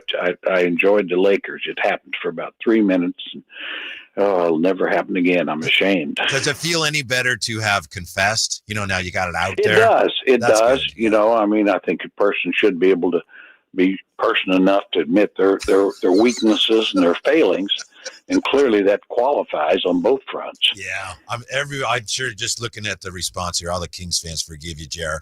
Bless Do you. they? Yes. Oh, thank goodness. Yeah. Well, it won't happen again. I'm sorry. Bless you. I'll make it up to you. We appreciate it as always very much. We'll talk to you soon. Thanks, Jer. Thanks, you guys. Take care. Yeah, the one and only Jerry Reynolds. I forgot about the Royale factor tomorrow night, Jay. Yeah. Yeah. I hope he doesn't make a return. Was it the Warrior game where they kind of previewed the Warrior Royale game? coming back? No, I think it was one before that. I didn't make it to the Warrior game, so I had to be prior. Whichever game it was, they were showing. What's game before the Warriors game? I'd have to look, but I do know that games are right then together. when I didn't even realize what it was at first, and someone said, "Oh, Royale's coming back," and I said, "Oh, I know when he's coming back," because De'Aaron's the one that basically sent him on his way. Yeah, ushered him out the door. Yeah, isn't there enough going on tomorrow without bringing Royale back? Well, we'll see. We don't even know for sure if that's what is happening. But interesting comments from Jerry Reynolds, who's with you, Jay, as far as that 3-1 trip. 3-1. Hallelujah. Right? Yes, sir. Yeah. When we come back, DC sticking up for Keon Ellis next. Drive Guys Sacktown Sports. Friday night, Kings and Spurs. Game night with Scott Marsh and the high flyer Henry Turner starts at 5:30. Tip-off at 7. The Kings play here on Sacktown Sports. Sacktown Sports, 1140. Hey, it's Carmichael Dave for my good friends at American Energy. It's cold, and American Energy wants you to stay warm and make sure your system's operating safely. Here's the deal. A $49 tune-up inspection, which is regularly $119. That's a full safety and duct inspection. But guess what? If your system's over 10 years old, the tune-up is on them. That's right. It's free. Give them a call right now. $50 off your first recommended repair. And if you need a new furnace, half off the price of a new unit. Oh, by the way, breaking news, they're hiring right now. Here's the deal. They'll train you, full benefits, generous incentive-based pay. Just call today for more details at 916-520-9990. That's 916-520-9990. Not only great deals from American Energy, but possibly a new career for you. Check them out at theaeway.com for an instant quote and tell them Carmichael Dave sent you. Call 916-520-9990 now. All guests come to you from the Folsom Lake Honda Hotline. Folsom Lake Honda, your one-stop Honda shop. This is the story of the one. He's responsible for keeping a leading healthcare facility clean and safe. And he trusts Grainger's high-quality HVAC cleaning and safety products, combined with their world-class supply chain, to consistently deliver, ensuring he's covered inside and out, so he can focus on keeping his facility clean to help protect the health of everyone inside. Call 1-800-GRAINGER, click Grainger.com, or just stop by. Grainger, for the ones who get it done. T-Mobile home internet is all about speed, value. What you doing, Zach? First thing, there are so many benefits. You got to talk fast. T-Mobile home internet ranks #1 in customer satisfaction for home wireless internet by J.D. Power. Wow, you are good. Try singing it. T-Mobile has price lock. They won't raise your rate on internet. Hulu and Paramount Plus on there. Get T-Mobile home internet all in for just $55 a month with auto pay and any postpaid voice line. Additional terms apply. For J.D. Power 2024 award information, visit jdpower.com/awards. Hi, I'm Justin Gingery. One of the most common questions I receive is what makes us different from other law firms. At Gingery, Hammer and Associates, we handle your case from beginning to end. Whether your case reaches a settlement, whether we need to file suit, or even take it all the way to trial, we will be with you along the entire way. And because we are committed to you and your case, we are as invested as you are in making sure you get the outcome you deserve. If you have an injury, Just call Gingery. Whitey here, reminding you that not all grills are created equal. When buying a new grill, every detail matters. For March, grab a $149 gift with purchase of every new Napoleon Prestige stainless steel grill, including a pizza lover starter kit and much more. More March savings include up to $79 off Rogue models. Napoleon grills are built different, built better, built to last, with a lifetime warranty and premium stainless steel that boasts quality. See how Napoleon will help you achieve the perfect grilling experience. Visit Green Acres Nursery today with your best selection of Napoleon grills and accessories. Big savings are back at Folsom Lake Honda, your one-stop Honda shop. New Hondas are piling up, and that means big savings for you. Looking to own or lease? During the spring sales event, drive a brand new Accord or Civic. Visit us today at FolsomLakeHonda.com, your one-stop Honda shop. As a family-owned and operated dealership since 2009, customer service is our #1 priority. Our customers love doing business with us, and you will too. Folsom Lake Honda, yeah, your one-stop Honda shop. One ticket, 2 huge shows. The Sacramento Boat Show and the Big RV Show. Multiple dealers discounting all the best brands. Hundreds of wakeboard boats, fishing boats, and pontoon boats. Acres and acres of travel trailers, fifth wheel, toy hauler, and motorhome. And loads of ATVs too. 2 shows, 1 massive event. The Sacramento Boat Show and the Big RV Show. On now at Sacramento's Cal Expo. Find discounts at 2hugeshows.com. Sacramento Chrysler Dodge Jeep Ram has the best truck on the market, the 2025 Ram 1500. And that's not an exaggeration. It's proven. It's the 7th time Ram has won the Motor Trend Truck of the Year. Car and Driver named it one of its 10 best vehicles of 2025, giving it a 10 out of 10. And at JD Power, it's #1 when it comes to brand vehicle quality. And hey, yeah, all that's great. But where Sacramento Chrysler Dodge Jeep Ram really separates themselves from the pack is their car buying experience. Come on in and see for yourself why they say it's where a handshake still means something. It's March, and you're in luck because at Overhead Door Company of Sacramento, they're slam dunking the competition with unbeatable deals on overhead doors. Hey there, Jason Ross here, and whether you're upgrading your home just like we did or need a reliable, secure garage door, they've got the perfect match for you. And March is the perfect time for a fresh start. Take your home to the next level with high-quality doors that stand strong, look amazing, and are installed by trusted professionals. The winning results we got is more than we could have asked for, and you can do the same. So visit overheaddoorofsacramento.com today and check out their showroom as well. And when you do, mention me, Jason Ross, or Sacktown Sports, and find out about the $150 off a new garage door with the purchase of a garage door opener. Your dream door, just like us, is a click away. You can call them at 916-421-3747. Overhead Door Company of Sacramento, the genuine, the original overhead door. Always look for the red ribbon logo.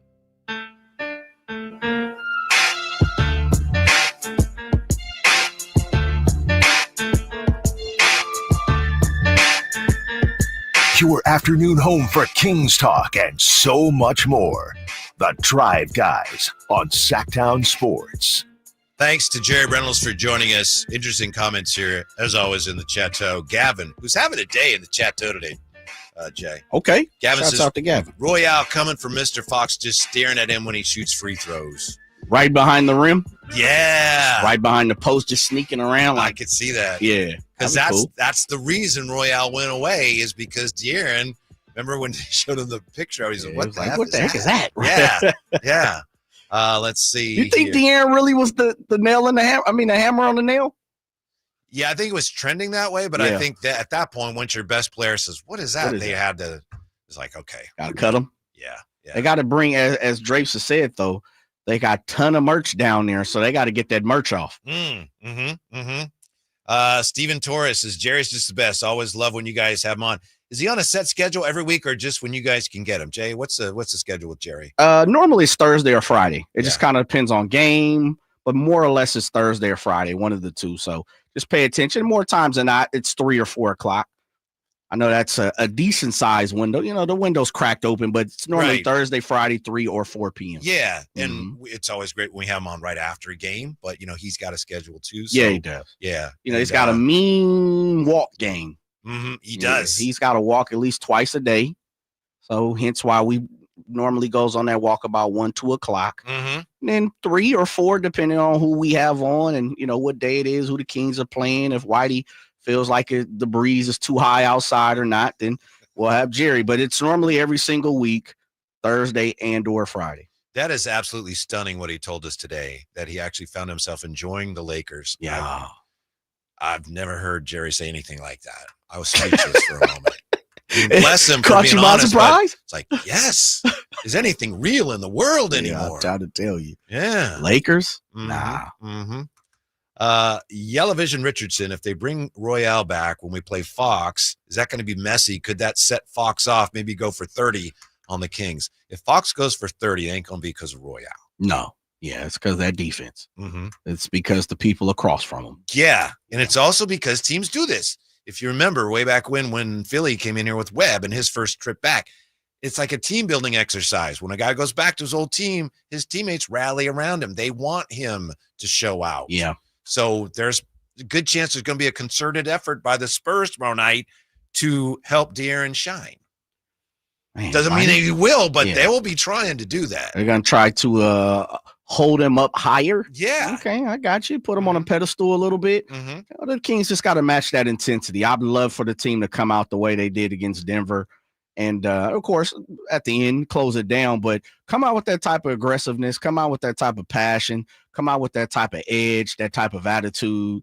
Don't come out tomorrow, go down, 15 points right off the cuff. Mm-hmm. I'm be a little frustrated with that just based on because this game does mean just a little bit more than the average Friday night game. That to me is the most encouraging thing about the way the Kings are playing right now. And we know that, every game, Doug's telling them this is the biggest game we've had. And the next game's even bigger. So far, they've responded to that. They haven't won every game they lost last night. But to your point, Jay, they didn't come out flat like we'd seen them so many times earlier in the year where you'd wonder, what's wrong? And we know there were a lot of things swirling around the team. But of late, they've been holding up, even though they've had a lot of games. Every game is so important. They've been coming out, and they've been gritty, and they've been competitive. Yeah, and we've spoken to this point. I believe some of that is the chemical makeup of who Coach Doug Christie is. Mm-hmm. And some of that is starting to spread across the team. And no doubt bringing in Jonas, that has a little something. I think Jake has a little attitude to him as well. He tends to kind of be that guy from certain things that we heard even the very first time he hit the podium. It was like, look, here, I've been brought here to win. I've been brought here to get that 3-and-D action. And so I like that type of attitude. Night. Jake LaRavia was so hot. Did you see what I called him on X? I didn't. Saudi LaRavia.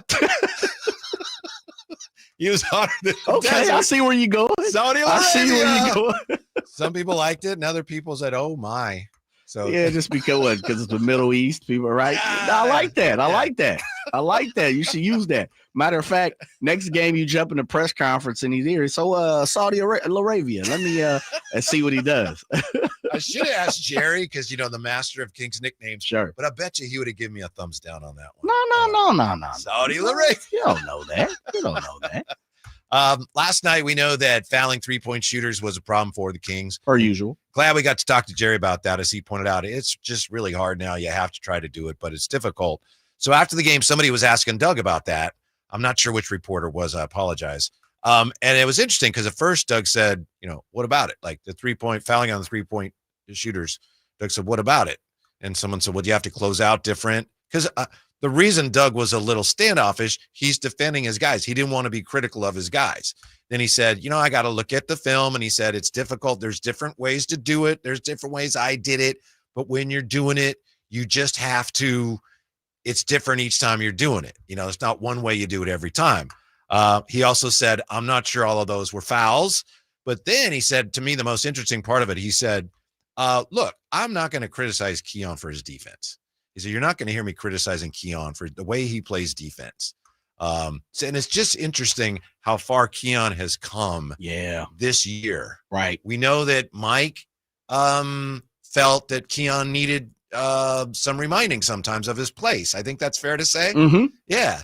But Doug is more, this guy's great. And it's a different way of coaching him. And he's played well all year, but he's just really responding to the way he's being used now. Yeah, I think you're spot on, Whitey.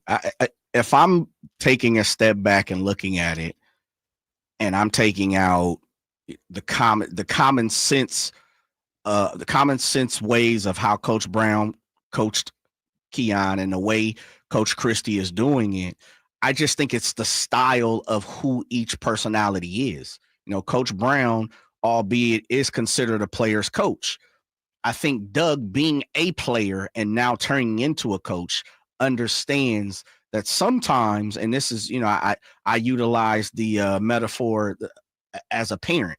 Sometimes you have to press the button, and then sometimes it's about being encouraging and critical. And then sometimes, you might have to critique your child here and there in a certain way to how you go about it. And so I think the fact that Doug, being a defensive minded player for a lot of his career, also being in the trenches on the top, on the highest level in the NBA, because Coach Brown played, college, but at the highest level, I think Doug has a higher respect for what Keon is doing.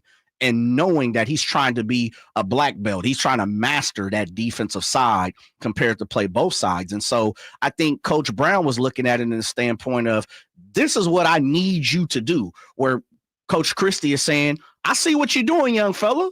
Let me massage it, manipulate it, and we'll see what we get at the end. Mm-hmm. I think another difference between what Doug's doing right now and what Mike did towards the end, and maybe Doug observed it and learned from it, because Mike Brown did a great job here. Yeah, for sure. No doubt. No doubt. But towards the end, as things were unraveling, and maybe he was under more pressure than we even realized, he was at times critical of the players as recently as this season, when he'd say, I tell them what to do and they're not doing it. And that's dangerous. Once a coach crosses that line, sometimes it's hard to go back. And Doug is definitely steering way clear of that. I don't doubt that there are things that he sees in games where he's going to players like a practice, like, hey, we need to work on this. Oh, absolutely. But he's not telling us about any of that. Right. Yeah. And I think that's just the different personalities of who they are. Someone can be, there's different styles of coaching. And we know that, there's different styles of being an on-air host. There's different styles of so many different positions throughout the world. Some people do it a certain way and some people do it another way. And I think it's just relating a little bit better for Keon, or at least he's responding to what Coach Christie is trying to get across a little bit better. And it could just be the fact that he's getting more opportunity as well. Right. Could be that too. Yeah. And he deserves the most credit. For Keon sure. deserves the most credit. And with Mike, I think some of it, he's never been a guy that's always like sniping at his players. I think maybe the frustration of the whole thing just got to him. Remember when they had, who was it? They didn't get a box out from Domas, and he was, he just couldn't contain himself. And I'm sure that didn't go over well. Yeah. But I think it just was kind of mounting. So anyway, Doug Christie also has the perfect approach for them right now, because these things I'm asking you to do, all these games in a short period of time against good teams, like you say, Jay, he's done it. Yeah, been there, done that. Have went through the gauntlet, and not only as a coach, not only as a color analyst, but also as a player at a high level at that. And so, it definitely is a difference. Someone, and this, Coach Gleason, you've coached, you've played at certain levels, and you can see something different than a person who's just coached, where you're like, you've never been in the trenches. I could tell you've never swung a bat. You can teach a person how to swing a bat, but let me see you swing the bat, And so I really just think Coach Christie has a different eye, a different knack when you play a game versus just only really coaching. And again, I'm only talking about at the highest level too. Yeah. Speaking of swings, I sent you the video of the guy who I'm gonna take a look. Fouled off the ball as part of the gender reveal, barely got a piece of it. Wondering what Jay thought of his swing. When we come back, we're going to help you get ready for Sac Republic opening night this Saturday. Connor Sutton, MC for Sac Republic, host of the Breakaway Pod, will join us next. It's a Drive Guys, Sacktown Sports. Sacramento weather is brought to you by Northwest Exteriors. I'm meteorologist Heather Waldman in the KCRA 3 Weather Center. A bright start Friday morning, but it'll be chilly with valley temperatures in the upper 30s. North breeze picks up through the afternoon. It'll make it feel cool with highs in the mid-60s. Get the latest forecast on the KCRA News and the KCRA app. Northwest Exteriors wants to keep you cool all season long. Trusted in Sacramento for heating and cooling systems. Book your tune-up today as part of our 30th anniversary special. Call 888-TRUST-NW or visit trustnorthwest.com. Simply the best. Trust Northwest. All guests come to you from the Folsom Lake Honda hotline. Folsom Lake Honda, your one-stop Honda shop. Come check out Capital Casino, Sacramento's #1 poker room with the most variety of table games in the region in a safe and friendly environment. Plenty of well-lit parking available, conveniently located in downtown Sacramento. And remember, Capital Casino has the best food, the best service, and the best action. 411 North 16th Street in downtown Sacramento. For more information, log on to capital-casino.com, and please gamble responsibly. 1-800-GAMBLER. Hey, daydreamer. Did we catch you thinking about your dreams? With Wells Fargo Premier, a team can help you plan for them. So let's imagine your biggest dream. Not the easy one, the one behind it. The one you work towards every day and every night. Can you see it? Then we can help you plan for it. Ready to start planning for your dreams? You can at wellsfargo.com/getpremier. Sacktown Sports is bringing you the biggest live events in town. Whether you're rocking out or dancing the night away, check out the Sacktown Sports live events calendar. Crank it up with Steel Panther at Ace of Spades on March 15th. Then catch rising country star Alexandra Kay the next night, March 16th, also at Ace of Spades. On March 22nd, experience the magic of the Ronstadt Review featuring Jessenia at the Crest Theater. Then get ready for an epic night. Papa Roach and Rise Against take over Golden One Center March 29th, while comedy legends Jay Leno and Arsenio Hall bring the laughs to Hard Rock Live Sacramento on that same night. And for country fans, Lee Bryce and Walker Hayes hit Ironstone Amphitheater on June 21st, and Parker McCullum takes the stage August 16th at the Ironstone Amphitheater up in Murphys, California. Don't miss out. Find more info and score your chance to win tickets at sacktownsports.com. The Sacktown Sports Live Events Calendar. Your ticket to the best seat in the house. When you're overwhelmed with tax debt, deciding what to do next is a true win or lose decision. You can lose your car, your paycheck, even your retirement savings, or you can choose someone to help you win this battle with the IRS. Now is the time to tackle your tax debt, but you don't have to do it alone. Meet Priority Tax Relief, veteran-owned and the expert in tax debt resolution. Our priority is fighting for you. Our team has helped clients save millions and can reduce or even erase your tax debt. Call 800-406-1584 right now to talk to our winning team. Priority Tax Relief has a direct line to the IRS. That's right, a fast track to find out if you qualify for life-changing tax relief in just minutes. Priority Tax Relief fights to protect your money, has 5-star reviews on Google and an A+ rating with the Better Business Bureau. Why wait? Call Priority Tax Relief for your free tax consultation. Call 800-406-1584. That's 800-406-1584. Let's make your taxes our priority. Stop your tax debt now. Call 800-406-1584. With 25 award-winning years in Northern California, Ashton & Price is your local injury law firm. Pro attorney tip: if a firm presents as local but they're in LA, red flag. If your first consultation is not with a lawyer, big red flag. At Ashton & Price, your first consult is with a local attorney, and if serious injury prevents travel, a lawyer will come to you. Still not enough? George Washington's my uncle. At Ashton & Price, no red flags, just red, white, and blue. Remember, for the best advice, don't think twice. Call Ashton & Price.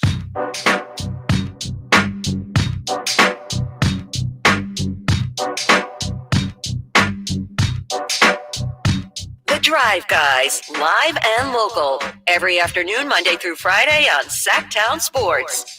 Jay, you ever spend any time in New Mexico? A little bit here and there. Mm-hmm. My wife has 2 sisters who live there, so we've been there. Okay. Been in the Pecos Mountains, which are lovely. Been to Albuquerque. Yeah. Oh boy. Albuquerque Dukes games. You know, it's beautiful there. Yeah. One thing I don't like about New Mexico is that soccer team. Yeah, no love for them. New Mexico United. Stealing names, man. Come up with an original name. Thank you. They will be here this Saturday taking on Sac Republic. It's Sac Republic FC's opener. With more on that, nice enough to join us. He's the MC for Sac Republic, host of the Breakaway Pod, Connor Sutton. How are you today, Connor? I'm great, fellas, and I share in your New Mexico thoughts there. Yeah. Dislike. I mean, if we're being completely honest, I guess we have to say they've been a pretty competitive club, right? They have, yeah. They have been a really, really good club. This is probably one of the two top 4 teams in the Western Conference facing off on opening night. So it's going to be a good test for the Republic. So I'm fired up. I think both teams are going to be ready, and then it's no cake game to start off the season. Mm-hmm. So this would be what, the 12th season of Sac Republic. Can you believe the Sac Republic's been around that long, Connor? No, I can't, honestly. 12 years, it's crazy. Won a title in 2014. Haven't been able to get back to one yet, but that's the goal, obviously, right? But yeah, 12 years. It's crazy that 2 years ago we celebrated the 10th season celebration out at Hughes Stadium. So no, it is pretty wild. And hopefully this is, the best one yet. A lot of new things coming, new coach, a lot of new players, new ownership group in the offseason, joining Kevin Nagel with Wilton Rancheria. So a lot of exciting things happen in the Republic FC world, and hopefully Saturday night with a win can be another one of those things. Connor, you spoke about all the new trinkets over there at Sac Republic. As you said, new coach replacing Coach Briggs, former friend of the show, 7 new players. Speak to the new roster, the new coach. How's the squad looking? The squad is looking good. Listen, we got a lot of returning players, and I think that combined with some of the new guys, we have some firepower we brought in. We have Ryan Spalding, who plays a left wing back role, who is super fiery. I'm really excited to see him play. He's on the opposite side as Jack Gurr, who's on that right wing back spot. And both of those guys are really going to add a lot in the Republic attack this year. If you watched games last year, it was very right side dominant with Jack Gurr. And so I think bringing in a guy like Ryan Spalding is going to add a lot of dimension to that left side. So that's what I'm most looking forward to, a little more of a balanced attack from those two. And then we have a number of defenders that have been brought in. And a couple guys in the midfield too. So, I would say there's going to be a lot of guys who will really make an impact, who are coming in, who are new this year, but we have such a good returning group that I think that complements what the team wants to do early on in this season. And then throughout the season, depth is vital with 3 competitions this year. We have the U.S. Open Cup, obviously USL Championship, and then a Jägermeister Cup, which is a interleague tournament, I think in-season tournament of USL Championship and USL League One. So 3 opportunities to get some hardware. That means a lot more games, and that means depth is vital. That's Connor Sutton, MC for Sac Republic, and of course, host of the Breakaway Pod. Connor, you talked about everything going on with Sac Republic FC. To what extent would you say the new stadium plans have energized the whole operation? Oh, man, I'm so excited. It's been something that we've been wanting for so long, fans of Sacramento as a Sacramentan. It's something I've wanted as a Republic fan working for the club. So I'm so excited. It's going to be just a huge step for the city of Sacramento, for the club, for soccer in the area. It's so exciting, a place we get to call home in the rail yards. I cannot wait. But we got a couple years to wait. And so excited to see the process, the progress of the team in those next couple of years. And who knows, maybe we can lift a couple trophies between now and then. And, then it becomes even more exciting heading into the new stadium. Oh yeah, we're gonna claim that, Connor. Now it's not in question. It's a for sure thing. We're gonna. I know who's not going to be raising a trophy is New Mexico United. Man, Boo! Connor, one of the stalwarts of this club, Rodrigo Lopez, has returned again. But I know a lot of people around here, the battalion, I should say, they're super interested in Mr. Kimbrough. Speak to Mr. Kimbrough and jumping up after the academy. Yeah. Yes. Well, great question. Listen, he's got more facial hair than me. He's taller than me. And he's just turned 15 years old. So, we got to see him a little bit in the preseason friendly a couple weeks ago, but he's got something to him, man. I'm telling you, he has a nose for finding a spot in front of goal. He hasn't got his first professional goal yet, but he's been lighting it up at the academy. He's gotten called up to a couple of U.S. national teams. I think U16s. So he's got what it takes. I'm excited to see his continued growth, and I think he's going to get more run than we saw last year. And, it takes some time to get used to the pro game, the speed of the pro game. He's gotten, about a year and a half under his belt in that capacity. And so I'm excited to see how he can continue to grow this year. Connor, how would you characterize Republic FC's style of play, or is that something that's kind of an open question because you have a new coach? It is an open question. Listen, I think it's going to be somewhat similar. Head coach Neil Collins coming into his first season, coming over from Scotland. He did coach in this league for the Tampa Bay Rowdies. He was really successful in Tampa Bay. He knows the American game really well. He is a Scottish guy himself. He led Tampa to back-to-back USL Championship finals. And so I think what we'll see is he's a center back. So he's a defender at heart. But it's funny, he doesn't talk about defending as much as attacking. At least when I've talked to him, on the podcast and in other conversations, he's an attacking guy mindset. He likes to press opposing teams. So I think we'll have a lot of high action up top, and I think that's why those two wingbacks I mentioned earlier are going to be so vital. And he's of course a center back, so free kicks, corner kicks. He's going to want those center backs getting up there, getting dirty, scoring some goals. He scored some goals in his professional career. Neil Collins did. So I think he's going to be itching for those center backs to get up and get a head in on some of those balls to score some goals from free kicks and corner kicks. Connor, one of the things that I'm always super excited about the Republic is dropping. I'm the City of Trees commissioner, the City of Trees kits.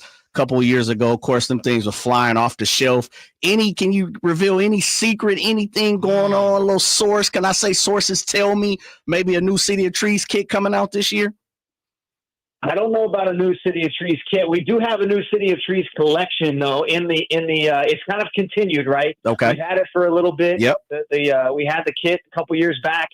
We've gotten a new, fresh collection the last couple of years. I'm telling you, it is top notch. So people can head to the team store. We have a Doco team store, pro shop down on J Street, and obviously online. I don't know about a new jersey this year. Even my sources haven't told me that, so I'm not sure about that. But I'm sure it's something that will be revisited in the future. I was going to kind of piggyback on that because this is the opener here for the Sac Republic, and you guys have a few tickets still out there in the open. Is that correct? Yeah, we do. Listen, they're going fast.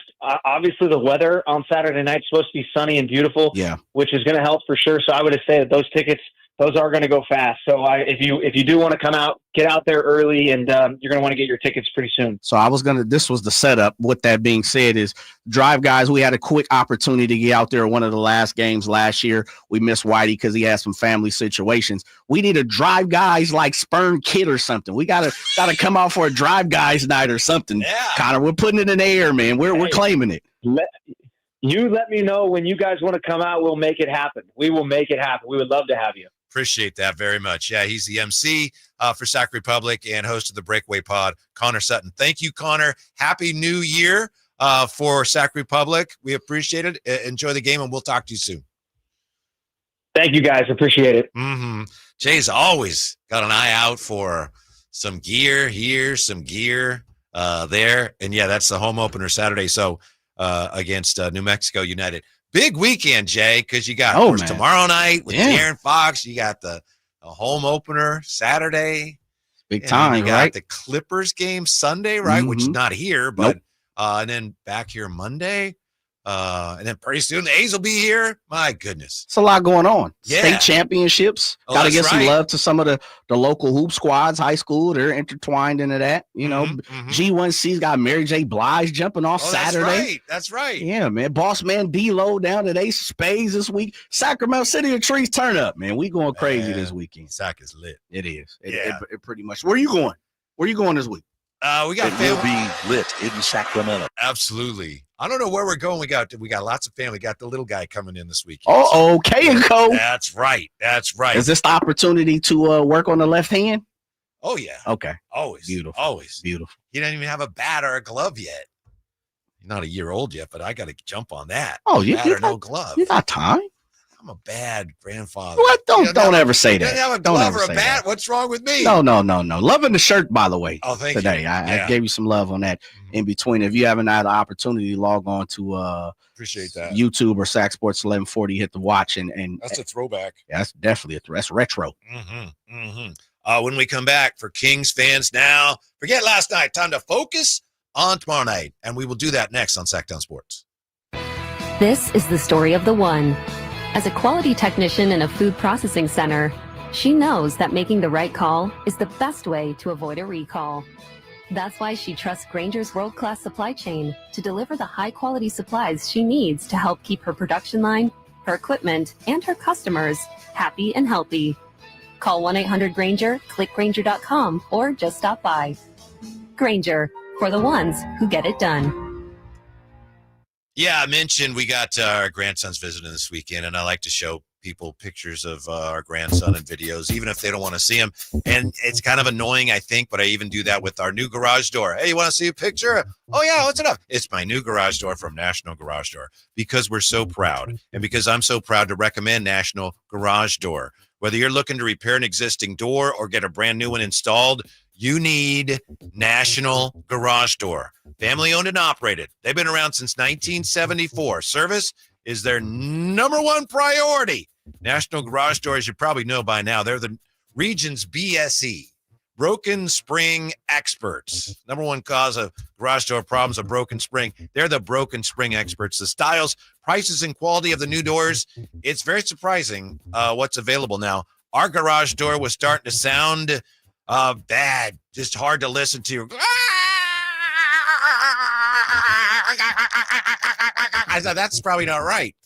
So National Garage Door came out and they said, we could probably patch that one up. I said, no, please. I think it's time to put it out to pasture. We got the new garage door, and it's great, and it's whisper quiet. National Garage Door sells quality Rainer branded garage doors. They offer sales, service, and installation on all residential and commercial doors and operators. So if you have garage door needs, old ones coming apart, or you're looking to improve your curb appeal, let National Garage Door come through for you in the clutch and be your closer. 916-638-4554. That's National Garage Door. When it comes to great deals on tax prep, Jackson Hewitt isn't holding back, and neither is this commercial. Their offer is so big, it has to be said with Reverb, expert tax prep for $149 or less. It's a deal so spectacular, it needs a symphony, some explosions, and a clock ticking, because this offer $149 or less ends soon. One expert tax prep for $149 or less. Try Jackson Hewitt today and save. Whew. Limited time offer for new clients on federal returns. Participating locations open. Terms at jacksonhewitt.com/149. Ooh, ma.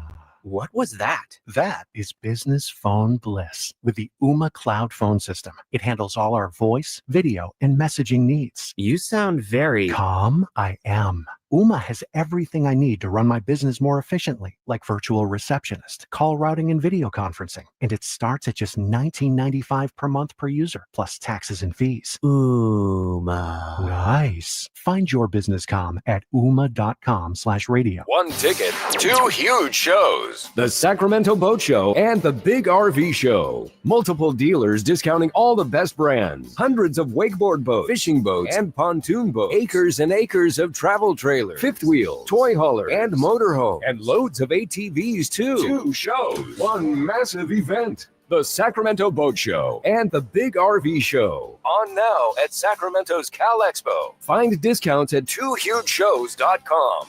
Progressive knows when you're on your boat, you're already on vacation. And Vacation You forgets all your worries. Vacation You doesn't even keep track of time and knows that time is a meaningless construct designed to control us, man. But Regular You knows you don't want to be too far out in the water after the sun goes down because Vacation You doesn't know how to navigate in the dark yet. Vacation You and Regular You really need to get on the same page. So bundle your boat with your home or auto policy and earn an automatic discount from Progressive. And spend the savings on the both of you. Progressive Casualty Insurance Company affiliates and other insurers. Not available in all states or situations. This is the story of the one. He's responsible for keeping a leading healthcare facility clean and safe. And he trusts Grainger's high-quality HVAC cleaning and safety products, combined with their world-class supply chain, to consistently deliver, ensuring he's covered inside and out, so he can focus on keeping his facility clean to help protect the health of everyone inside. Call 1-800-GRAINGER, click Grainger.com, or just stop by. Grainger, for the ones who get it done. Save $10,250 off MSRP on new 2025 half-ton Silverado LT after rebates at the Maida Chevy Silverado Super Center. $10,250 off new Silverado at MaidaChevy.com. Together, let's drive. See dealer for details. Less than 2011 or newer Chevrolet. It's taste on a whole new level at Sky River Casino. With 18 elevated restaurants, bars, and lounge destinations that include SR Prime Steakhouse, 32 Brews, Dragon Boat, and The Market. Just minutes from Sacramento, right off Highway 99 in Elk Grove. Join in the fun and experience the height of hospitality. Sky's the limit at Sky River Casino. Visit skyriver.com today. Gambling problem? Call 1-800-GAMBLER.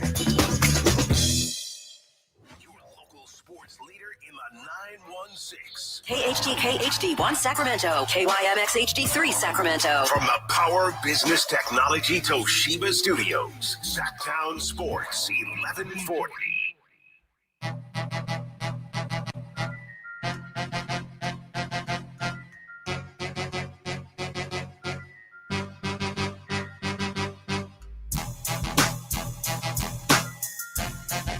Live and local, it's the Drive Guys.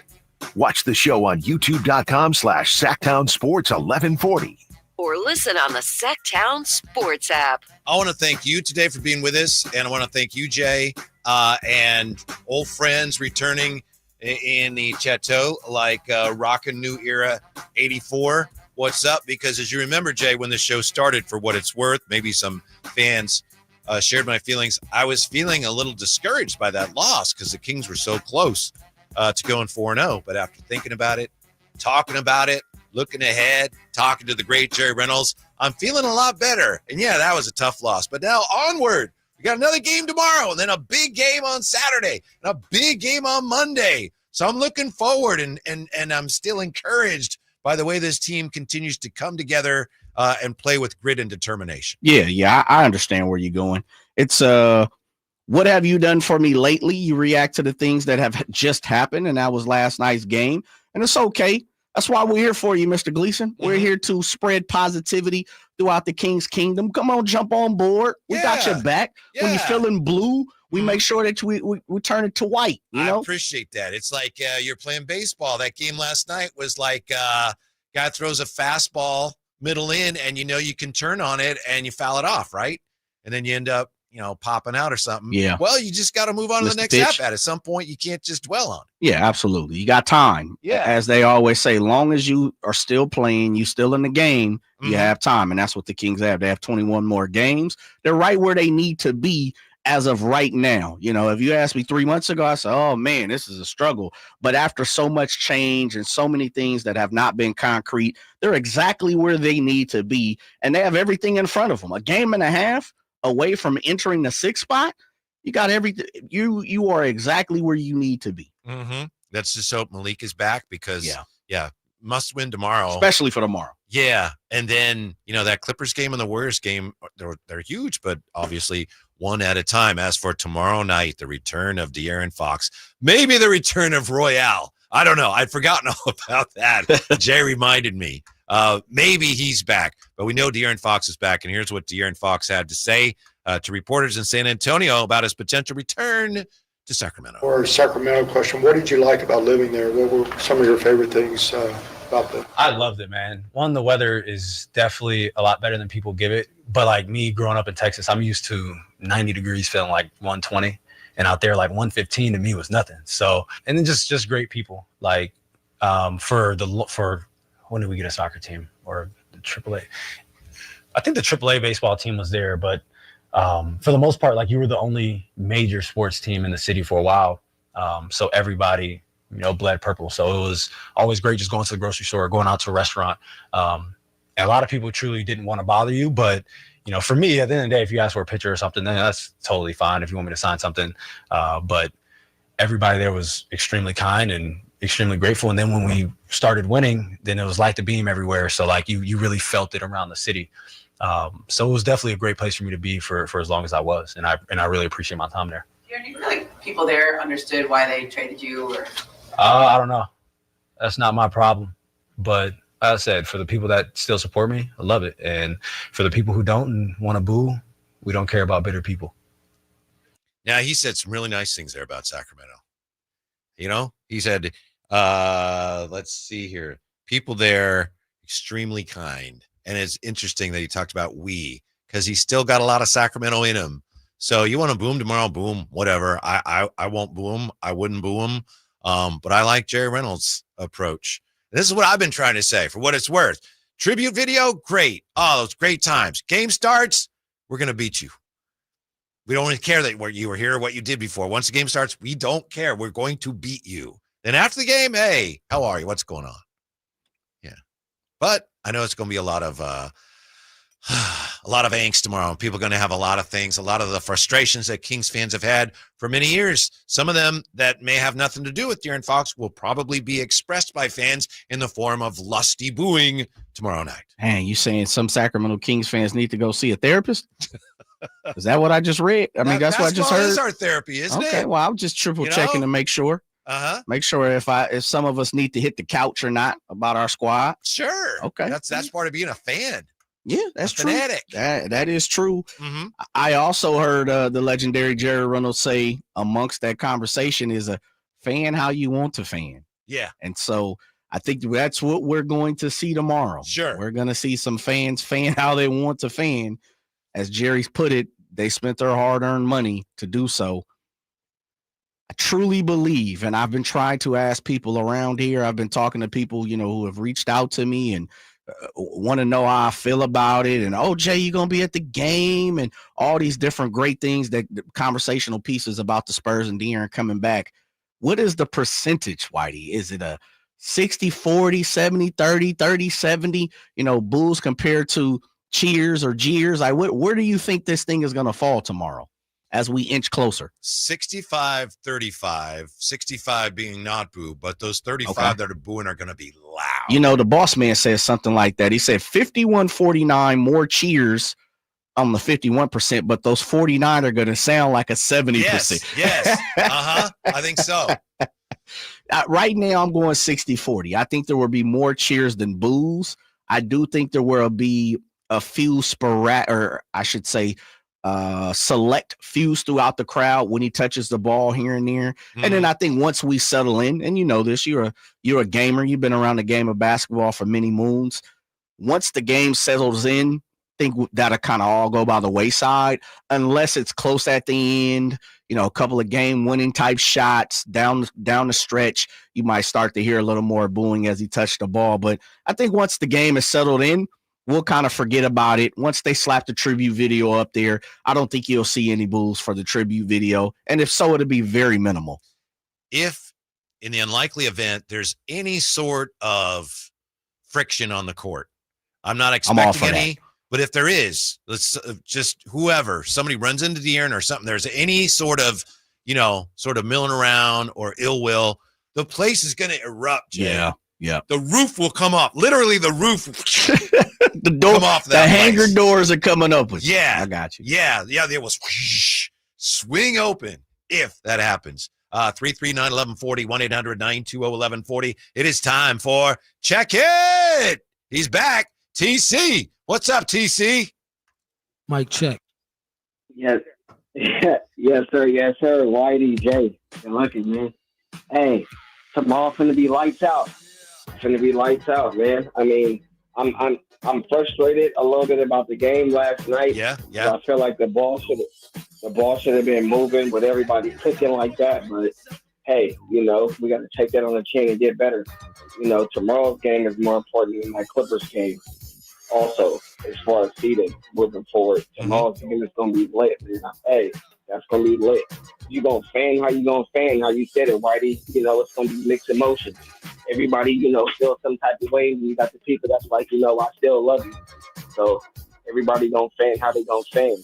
But my main point why I called, I told Jay before I got on, Whitey, what you think about this? Kings fans, y'all get ready for this. Look, I said in the beginning of the season, I got the Warriors going 5 seed, and I got the Kings 6 seed. Ooh. I got us both getting in and making noise.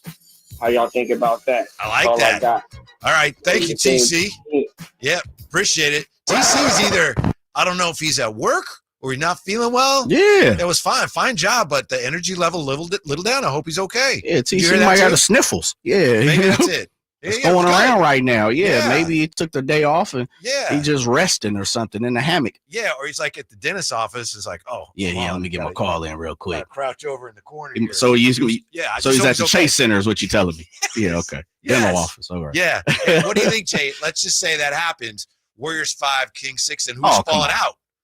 Who's falling? I was thinking Rockets is what he's calling it. Yeah, I think he'd say the youngsters. Mm-hmm. It's interesting. I'll take it though. Yeah. Hey, speaking into an existence. I'm that type of guy. If that's what you want, positive affirmations, call it out.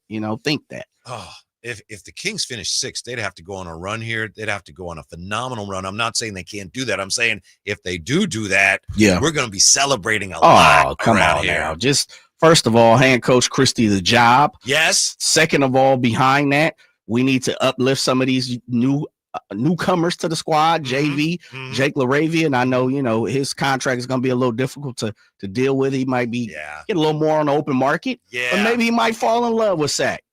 Might show a little love to the City of Trees. You sir? They just can't offer him very much, and he's going to get more elsewhere. See, that's why you got to give that's what we thought about Malik, though. Different circumstances. Okay, big money versus small money. I hope you're right. That's why you got to make the call right now. Sac Republic, send them some City of Trees kits.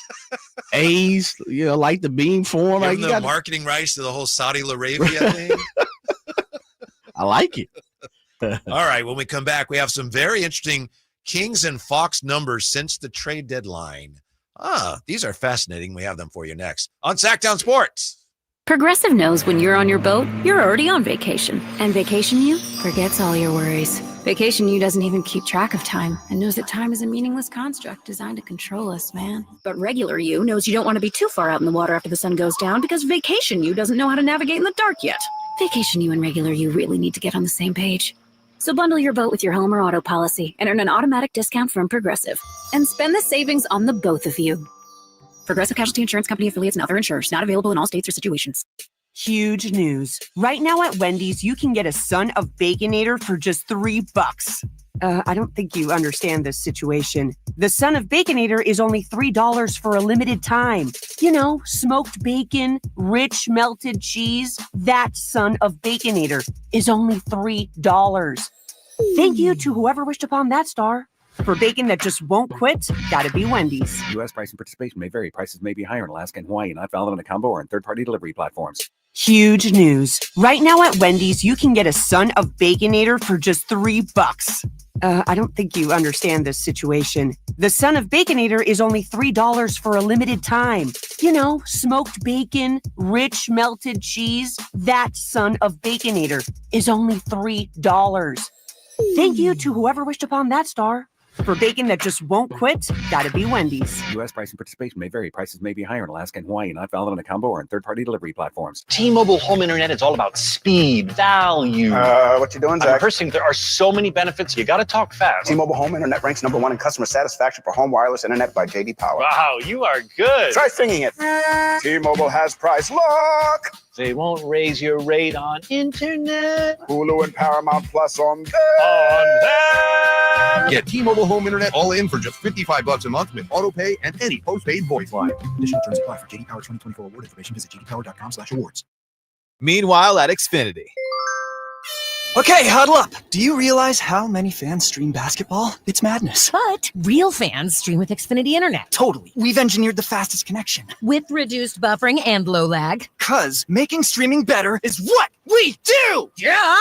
Yeah! Can we let go now? It's really not a huddle with two people.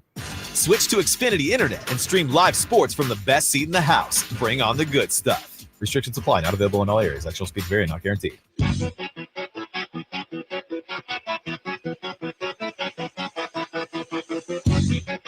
Your afternoon home for Kings talk and so much more. The Drive Guys on Sacktown Sports. We mentioned earlier that we were really pulling for Jordy tonight. Jordy and the Nets taking on the Warriors. Obviously, Kings benefit if the Warriors fall. I don't want to get anybody's hopes up. But in the first quarter, Brooklyn outscored the Warriors 35-15. Put it on them. 35-15. Currently, it's 40-26. 9:21 left, second quarter. So the Nets are up 14 early. Long ways to go. Steph's playing, Butler's playing, but thank you, Jordy, for the early efforts there. So maybe the Kings do get a little something from the Nets tonight. We'll take it wherever the Kings can get it. We'll take it right now. Looking at the matchup tomorrow night and looking at how De'Aaron Fox has played and how the Kings have played since the trade deadline. This is from NBA.com. Jay, what do you think of these numbers? Since De'Aaron Fox joined the Spurs, The Spurs have been 14.6 points per 100 possessions better with him off the floor than with him on the floor. How about that? With De'Aaron Fox on the floor, they've been minus 6.7. With him off the floor, they've been plus 7.9. Doesn't surprise me. Spurs playing better. Doesn't surprise me. De'Aaron Fox off the floor. New guy coming to a squad that's already been solidified in so many ways, and then on top of that, you got Wemby, who would be helping those numbers at the starting lineup. Doesn't surprise me at all. Okay. And there was a streak of games where De'Aaron was under 10 points, like 1 or 2. He was right there above 10 points at one, where they went on a 3-game losing streak. So, he's still getting acclimated to what's going down there too at the Alamo Dome. Yeah, he did have the. They don't play there, so I don't need nobody to. Come on now. I got what you meant. Yeah, of course, but we got some sticklers. Jay, they don't no longer play there. I know that. Weren't they playing there against the Kings when the bat? Yes. Slapped them. Yeah, and Ginobili slapped them. I think that was Southpaw. on Halloween. Was that Halloween? I believe it was. Really? Yeah. Dang. Yeah, and there was Halloween 2009, if I'm not mistaken. I'm gonna trust you. Ginobili grabbed the bat, which you shouldn't do that. That thing could have. They got all kind of. Yeah, I know. De'Aaron had the game winner, I think, last weekend. But they've been better. Yeah, with him off the floor. Meanwhile, the Kings have outscored opponents with Zach LaVine and Jonas Valanciunas on the floor together. They've outscored opponents by 17.5 points per 100 possessions. Boom! That's with Zach LaVine and Jonas on the floor together. However, the Kings' new starting lineup with LaVine and Domas had allowed 123.3 points per 100 possessions, the worst defensive mark among 73 lineups that have played at least 100 minutes. So, yeah, the Kings have had some defensive issues. They're playing better of late. I'm not saying this is why, but they're playing better defensively since Domas got hurt, Jay, and I don't mean to imply that that's why, but they have been playing better defensively of late. Is it maybe partial because Keon's been in there once or twice? Yeah. A little more, I should say, but yeah. Yeah. Interesting. You made a good point. Some of this is it's about players getting acclimated. Yeah, true. I get that. Very true. It applies to both teams. What do you think of this new dialogue? I heard some of this on Alan Stiles' show today with Chris Watkins and Frankie. I ain't going to do it with Draper. Draper would be like, oh, you're listening to that show? Draper would be. But they were discussing this this narrative that a lot of people say, hey, Keon should be starting. Over who? Over Malik. I'm not saying it, but that's what people are suggesting. Who's people?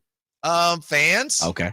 Yeah. Did any of those people say it? I'm not sure about this. Right. I think Carmichael Dave may have said it, and I don't know for sure. All right. Last night, and plus minus is something you just in one game. It's like don't get carried away, but it is true. Yesterday, this is the wrong. No, this is got the wrong box score. No, I don't. Okay. Plus minus.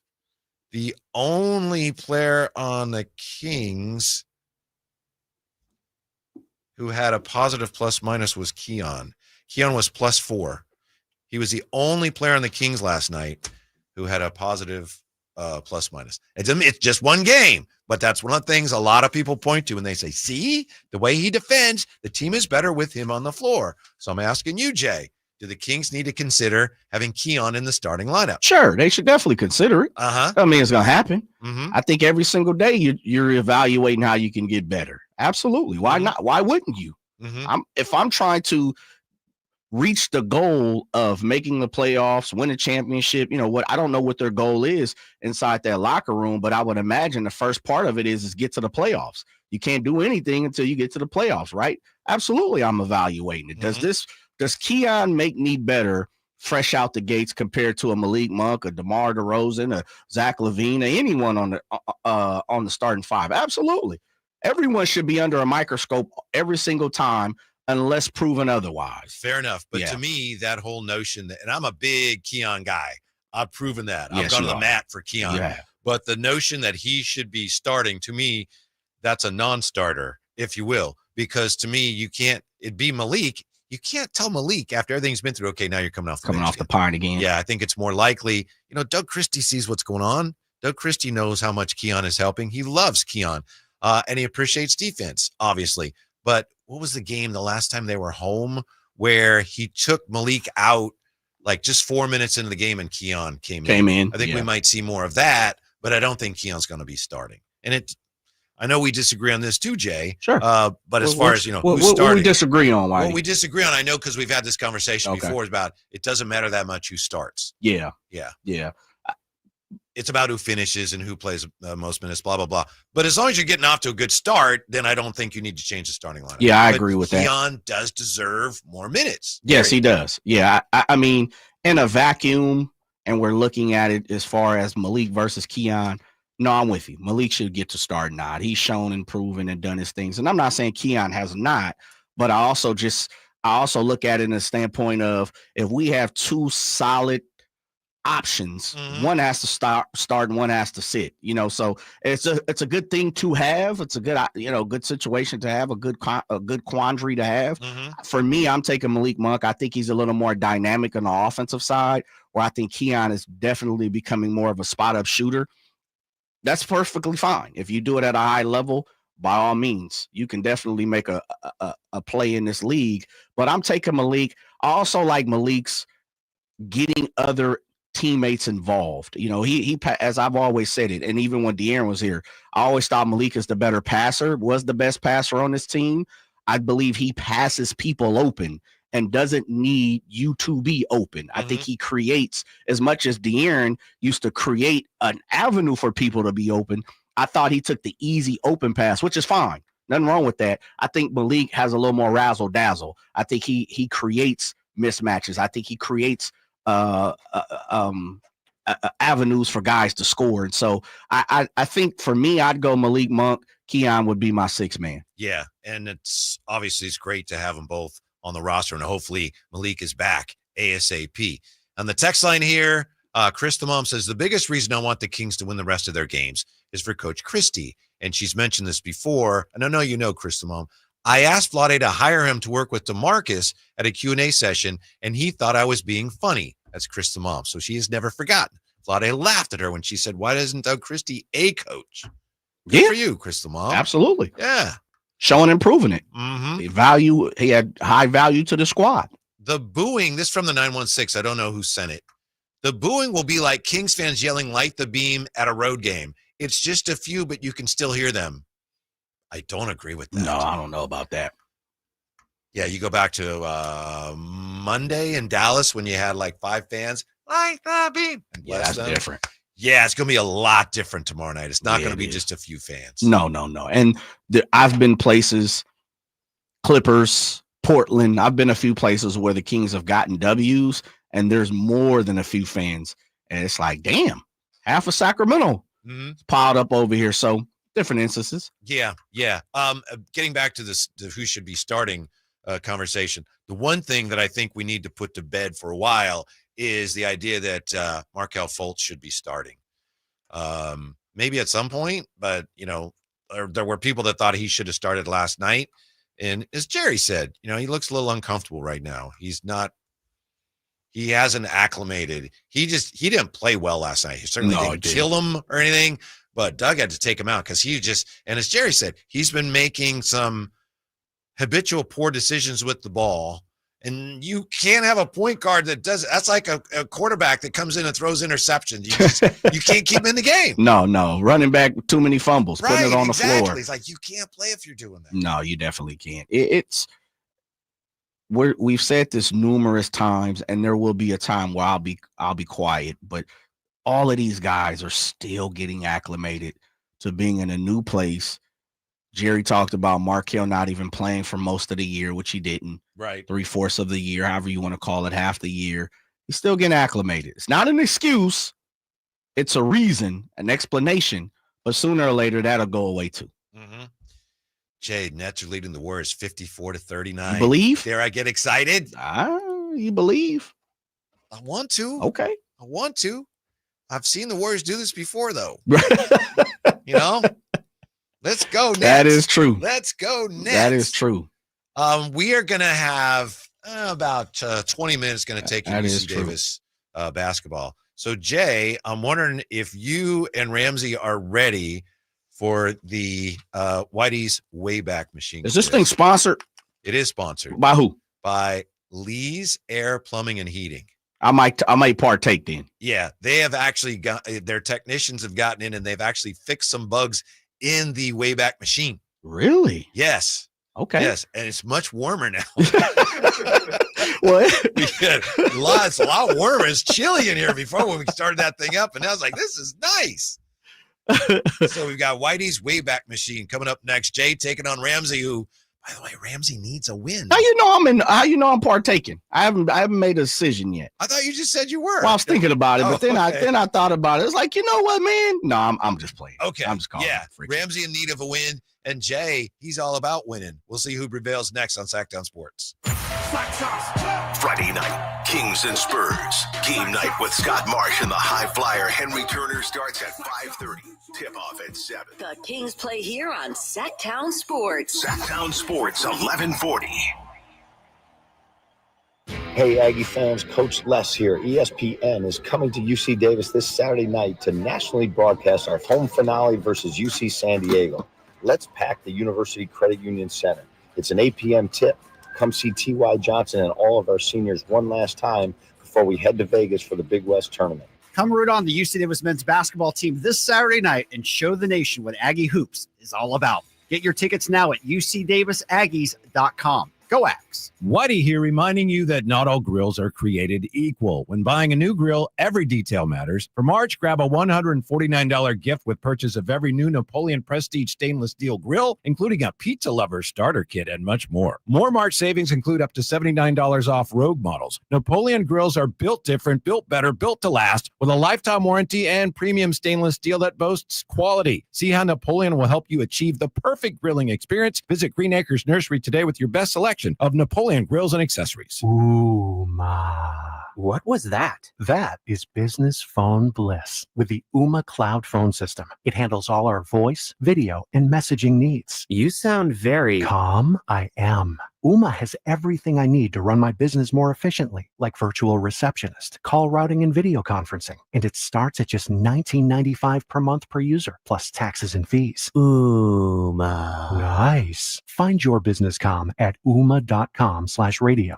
Old Spice Swagger Body Wash will make you the MVP of freshness and confidence. With its irresistible scent, it will transform your shower experience, leaving you feeling fresh on and off the field. Pair it with Old Spice Swagger Deodorant, the #1 aluminum-free brand that keeps you feeling like a Super Bowl champion 24/7 when used daily. But don't wait. This dynamic duo is available at Costco for a limited time only. Old Spice, official deodorant partner of the NFL and Super Bowl 59, where freshness meets football greatness.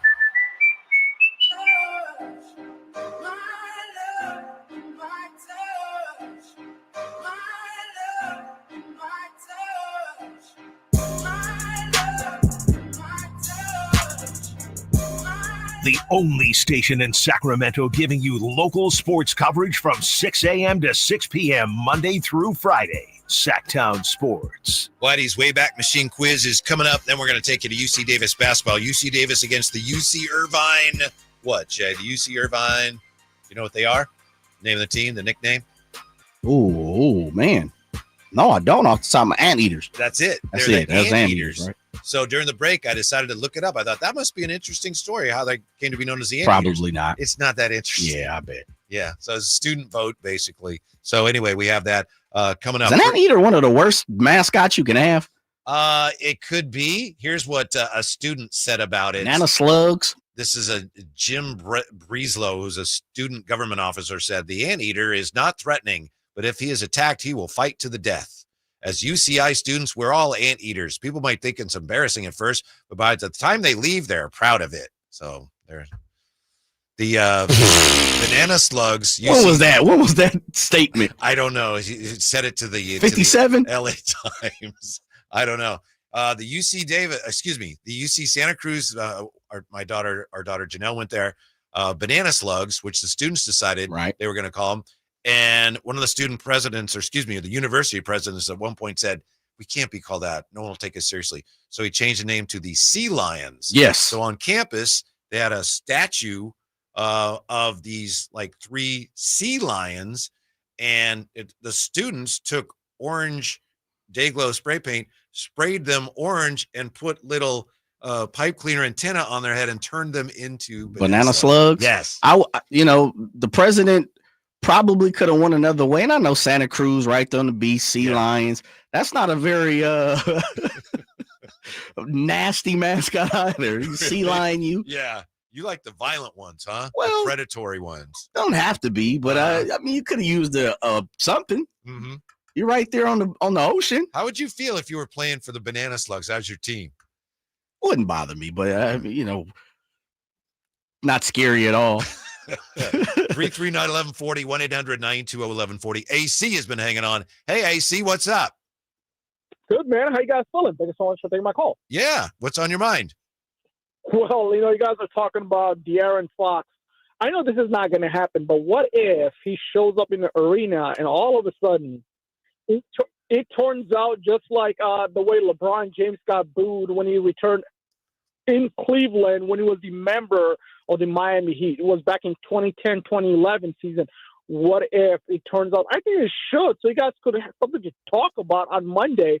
I mean, you can take the boos, but the thing is, each time you touch the ball, they're gonna boo you like no tomorrow.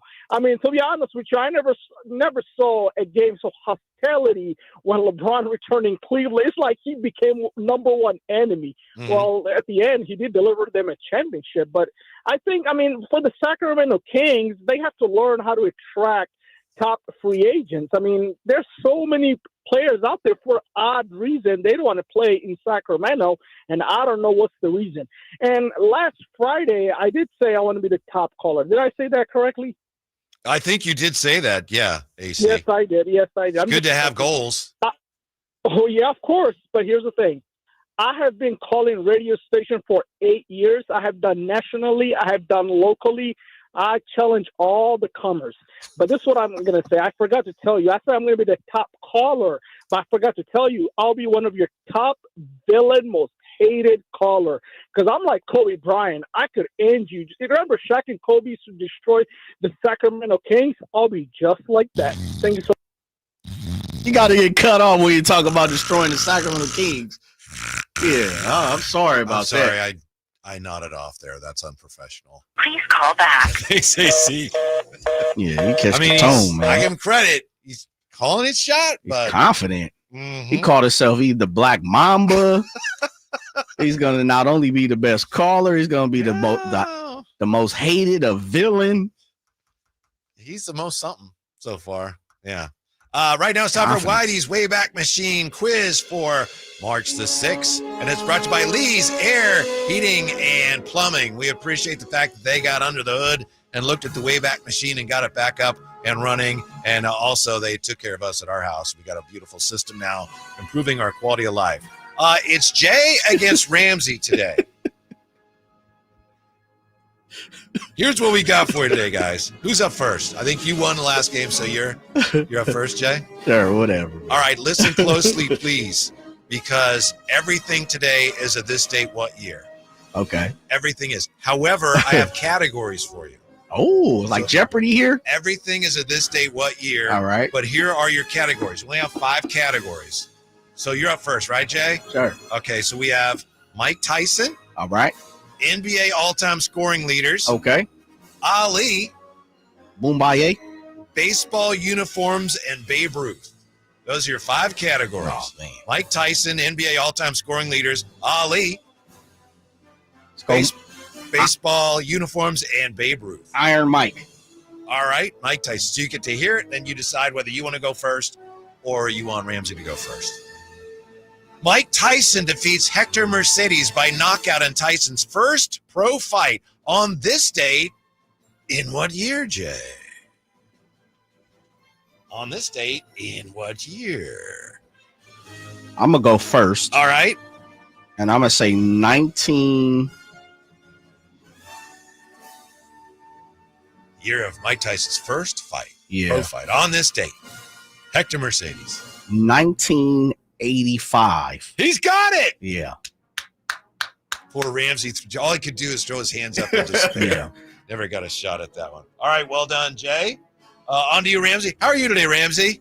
Can't complain. Looking forward to trying to get the first win. Yeah. And then you're here for UC Davis duties, right? Yes, sir. It's the Man Eaters. Yes, sir. All right, Ramsey. We got NBA all-time scoring leaders, Ali, baseball uniforms, and Babe Ruth. Where do you want to go? Let's go Cassius Clay, a.k.a. Muhammad Ali. All right, you got it, and I'll read you the question. You can hear it, and then you decide whether you want to go first or Jay wants to go first, because everything is this day what year. Cassius Clay announces he is changing his name to Muhammad Ali on this date. What year, Ramsey? I'll go first. 1960. 1968. 1968. Jay, what do you say? Trying to get closer. Cassius Clay announces he is changing his name to Muhammad Ali. This day, what year? That's a good guess. 1968 is on the board. Yeah, that's a good guess. I'm gonna say 67. It is 1964. Yeah, I was 1964. thinking early 60s, but I was gonna say 65 if I would have guessed. But I was like, ooh. I good guess. Jay has a 2-0 lead. I think he announced it, and I think the media at large, I'm not sure about this, but I think they just refused to address him that way. Yeah. Like, no, you're Cassius Clay.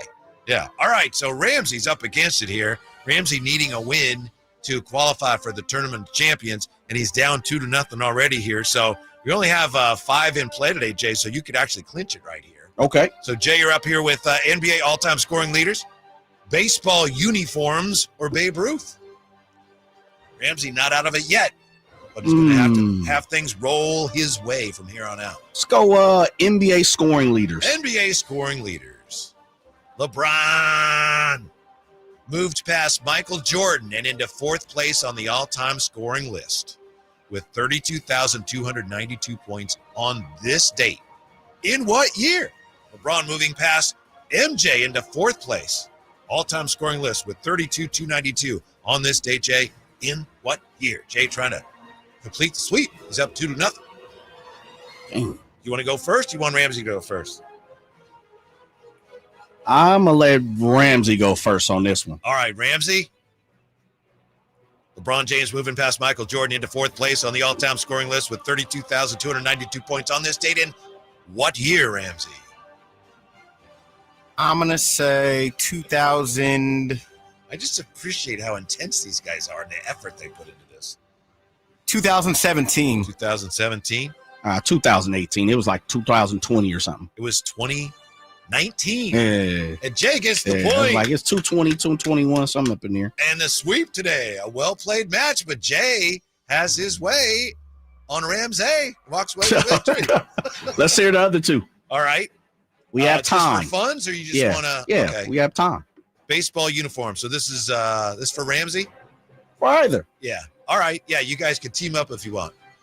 The Cardinals announced that their players will wear numerals on their uniforms. The numerals will be assigned according to the batting order. This date, what year? You need to take a shot at it. Cardinals announcing players will wear numerals on the uniforms. The numerals will be assigned according to the batting order. That sounds like some stuff in the...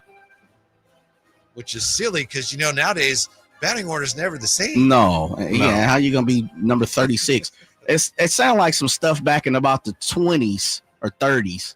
So I'm going to say 1931. 1931. What do you say, Ramsey? I'll go 1930. 1923. Yeah. 1923. That sounds about Great Depression. I've done a lot of baseball research around the Great Depression because of the Negro League. And I was like, yeah, that sounds like some hokey pokey stuff back in the day. Mm-hmm. And one more here, just for funsies. Well done, Ramsey.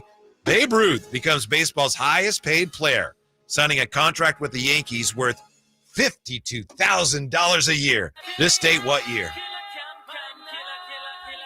$52,000 a year. 52K? Yeah. Big money, Babe Ruth.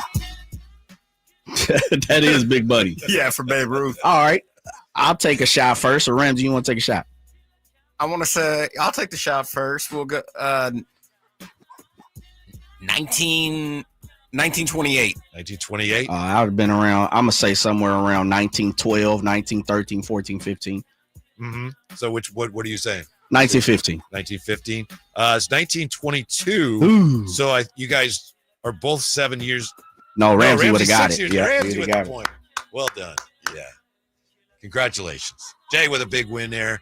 Tomorrow's a big day here for the Drive Guys, for all Kings fans.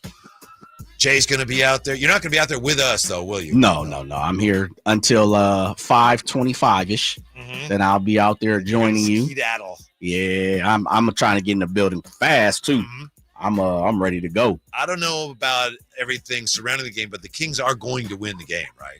That's one thing. Oh, absolutely. Come on, they will win the game. Yeah. Everything else, who knows? Yeah. Is the fire and passion going to come out tomorrow? Is Royale going to come out tomorrow? He better not. We'll find out. Thanks for being with us. Stick around. We got UC Davis basketball. UC Davis trying to avoid the bite of the anteaters of UC Irvine. That's next on Sacktown Sports.